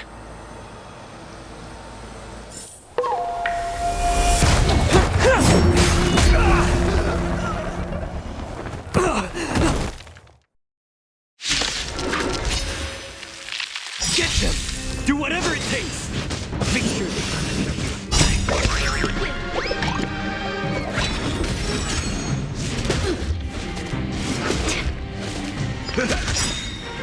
My friends, indulge yourselves!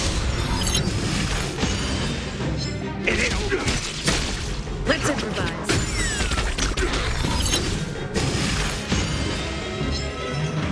Eternal. Time to cleanse the filth. Sacred of the saints! Confidence. Everything in this world is bleeding. Get it together. Dreams do come true. Let the show begin.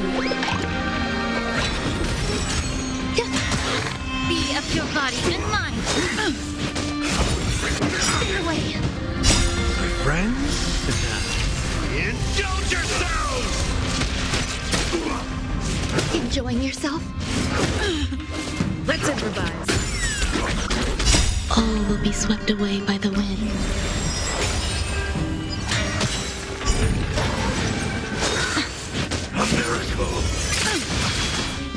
Cleanse the tube. Still the same old. Let the show begin.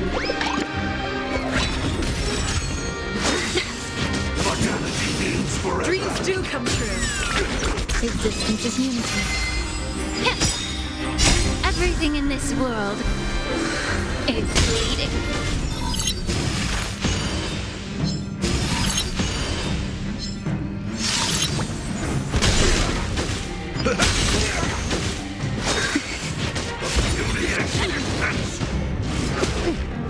Let's improvise.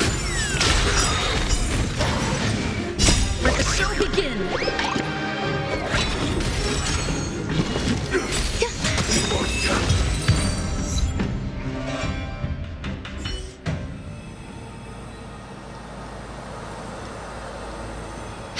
Dragon Lady, are you all right? I'm fine. Thank you for rescuing me.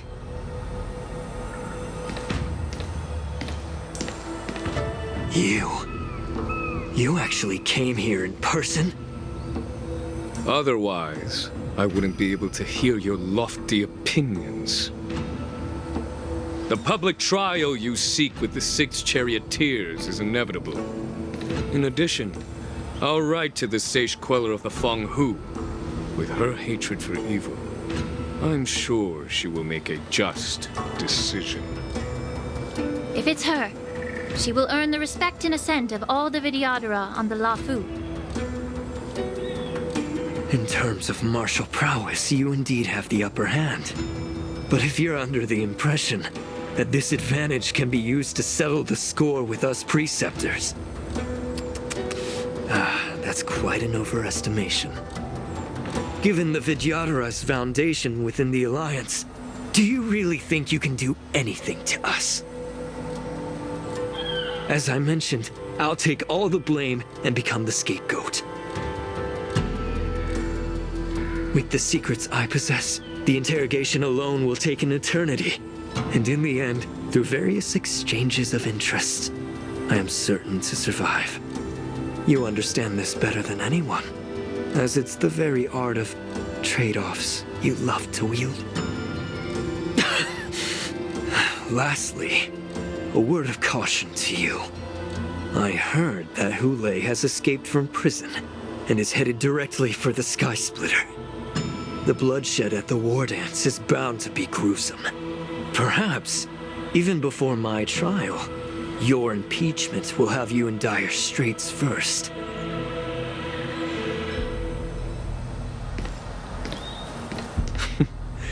Regrettably, Mr. Taoran, the Sky Splitter only hosted Cloud Knights today. No audience. And just moments ago, Hule was executed by the Cloud Knights.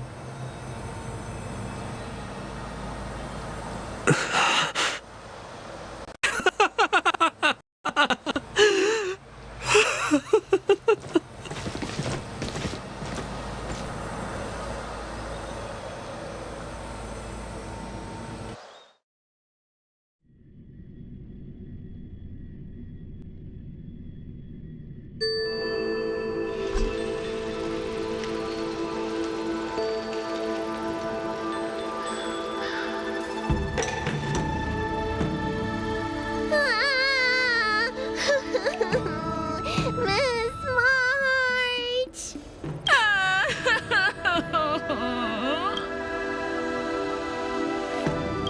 Miss March! My dear Miss March! I was only in the bathroom for a little bit, and you've already arranged my death? Hey, can't you play some normal games with Dragon Lady? Are you amused? All right, enough playing. It's time to visit my masters. The infirmary is right over there.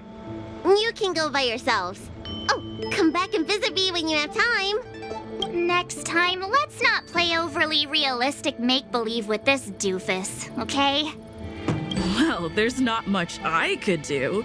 General Fei Xiao didn't really give me any chance to shine during this wolf hunt operation. If I had been in the ring, I could have knocked down 10 Hulays with just one strike. You sound exactly like Master Yanqing. But for now, both he and Yun Li have been forced to go to the Alchemy Commission for some well-needed rest. I'm the least accomplished in swordplay, but I came out unscathed. I really ought to thank my masters for taking all the blows on my behalf.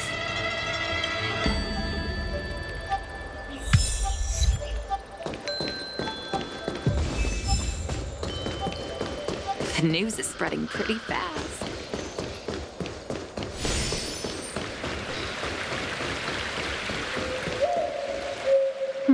Look who's here. The beloved Trailblazer and the charming March 7th. You came to the Alchemy Commission today. Oh, I get it.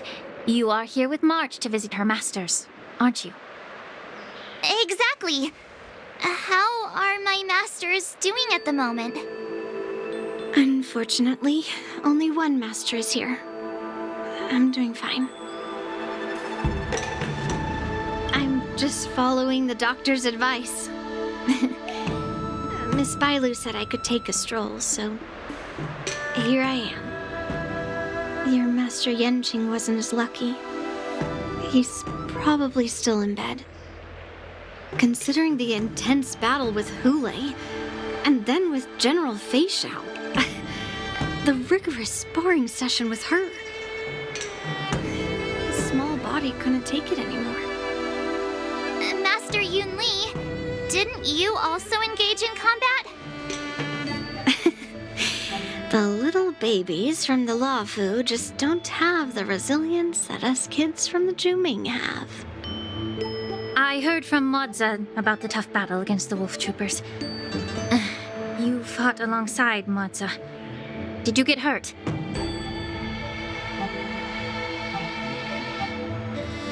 I heard a few versions of the story from the Cloud Knights who were there. The number of wolf troopers went from a few dozen to thousands. And the number keeps rising. It's becoming more absurd by the minute. Yun Li, go and lie down. Got it, Lingsha. What about that smiley fox healer and the guy with the hood? Thank goodness you and the others found Yao Cho.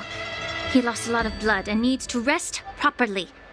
He and Maoza are seriously wounded. I've had to forcibly confine them to the Alchemy Commission.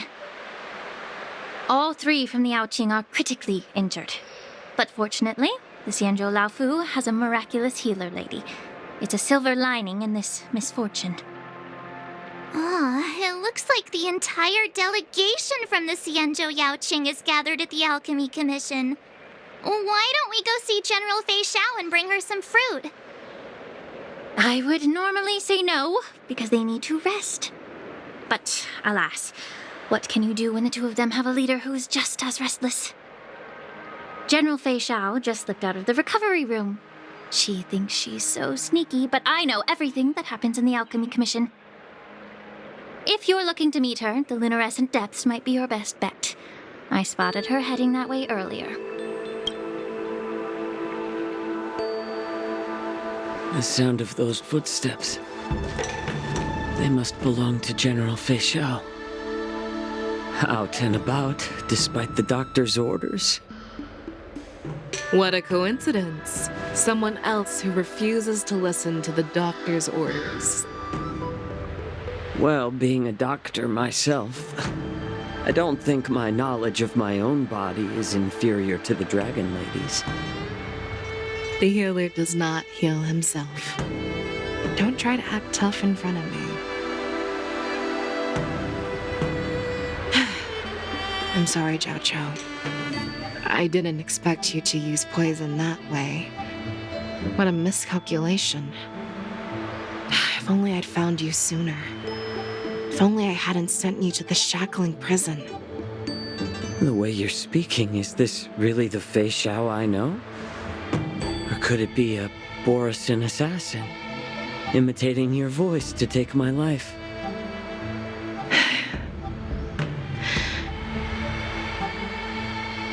Jojo, your eyes. You can't see anymore, can you? I can still clearly hear the sound of the waves. That's enough for me. Don't blame yourself. You know what I'm more concerned about? Has your body had any changes since you swallowed the Crimson Moon? I'm not sure. There don't appear to be any changes. However, the many doubts that once plagued me have dissipated. I never thought I'd live to hear you discuss your health again.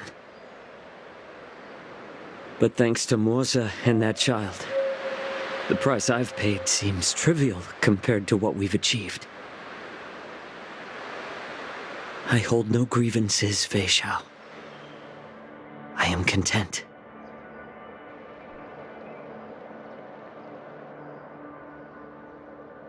I don't know how to offer words of comfort, nor do I know much about curing others' ailments. I am just a warrior, so my pledge to you is simple. An eye for an eye. So you were here too. In this vast universe, there's bound to be someone who can heal your eyes. I'll find them. But until then... The threat behind all this chaos needs to be dealt with. You must already have some ideas. Let them out. The resurgence of the Sanctus Medicus and the gathering of the Borison are merely distractions orchestrated by an unseen force, meant to divide the Alliance's attention.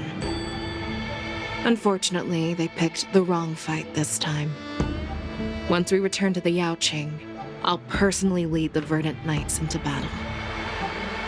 I vow to take down a Lord Ravager and teach the Ruined Legion the true meaning of the hunt.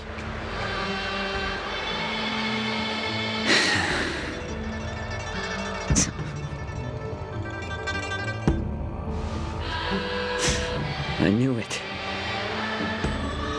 You've always been so impatient.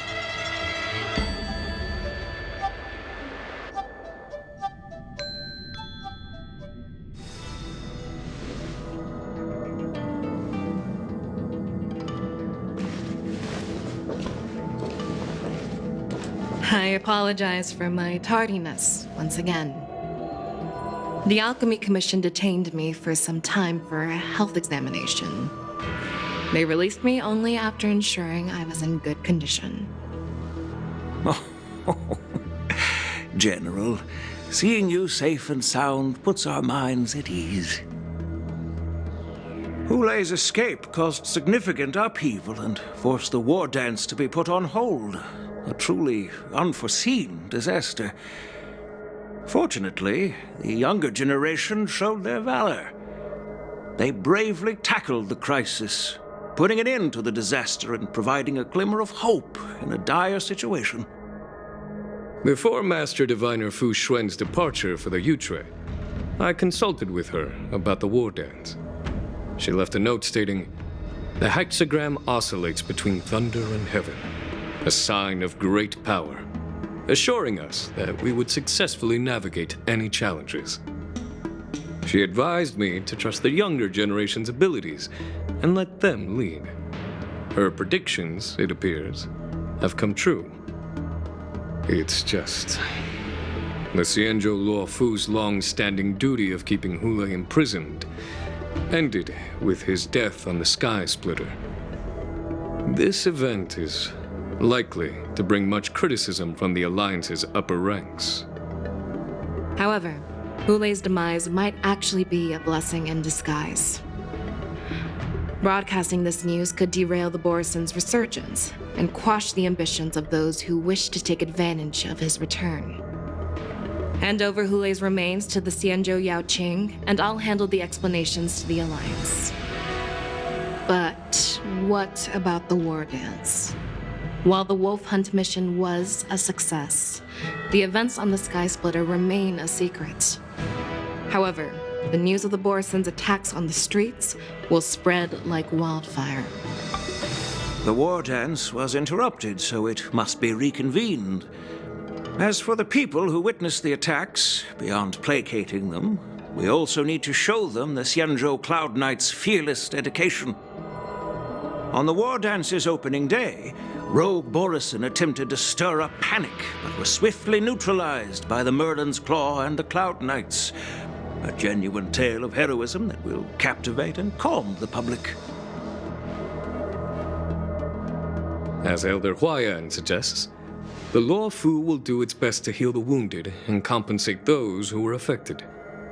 We aim to reopen the war dance in the coming weeks. This settles the immediate concerns on the Law Fu, but my thoughts linger on the orchestrator behind these events. From the onset of the Ambrosial Arbor crisis, the Xianzhou Law Fu has experienced numerous disturbances, directly linked to the Lord Ravager Fantelia. Her attempt to infiltrate the Xianzhou with the Borison and sway the Lawfu preceptors to join the Sanctus Medicus's insurrection was unsuccessful. But I have a feeling that she is indifferent to the success of her plans. Rather than outright victory, Fantelia's motives seem to lie in breeding discord and chaos among allies. Should the Alliance fail to mend these rifts, it risks disintegrating into a pile of sand. The goal of the Xianzhou Alliance has not changed for thousands of years. Perhaps we should point the weapon in our hand toward this new adversary. I plan to bring this matter before the Marshal following the war dance. With Elder Huayan's insight, one wonders how the Marshal will react.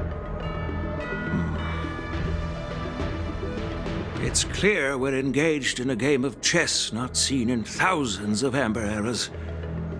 A game where even the strategists become pawns in battle, where the stakes are as high as the fates of countless stars in the sky. Predicting the Marshal's decision is beyond me, yet she's well aware of our concerns. She has tasked General Yao Guang with performing extrapolations day and night to gauge the situation comprehensively. We gathered today not just to tackle the Law Fu's predicaments, but also to address a matter requiring our collective presence. Yao Guang has sent a message from the Xianzhou Yuchui, informing us that she wishes to share the results of recent calculations she made within the Matrix.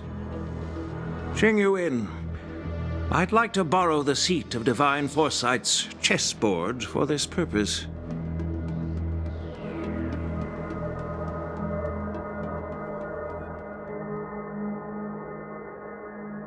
Hello, everyone. It's been a long time. Over 3 decades have passed since we last convened. And I've dearly missed each of you generals during this time. Was the seer strategist thinking of us or thinking of the fates we're destined for? The Merlin's Claw. As blunt as always. Though not everyone's cup of tea, huh?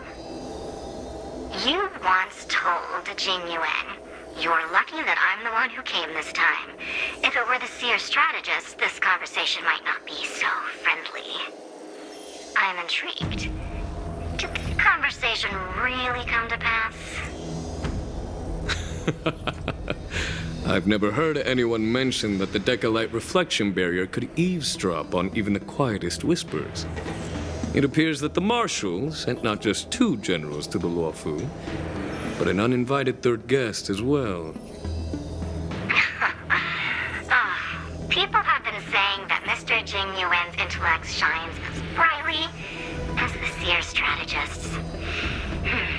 With the Law Fu caught in such strife, the Yuchui couldn't just stand by and watch. Seer strategist, our time with the Yellow Bell is limited. Let's get straight to the point. Alright. 2 prisoners on the Yuchwei has concluded. Mr. Genuine Speculations were correct. Of the crimes they confessed to, planting a Stellaron on the La Fu was a complete fabrication meant to mislead. Their real aim was to secure a meeting with the Marshal to present their Godslayer protocol, a strategy they firmly believe in. And what was this grand strategy proposed by Jing Liu and that traveler? The narrative they painted was vast and difficult to put into words.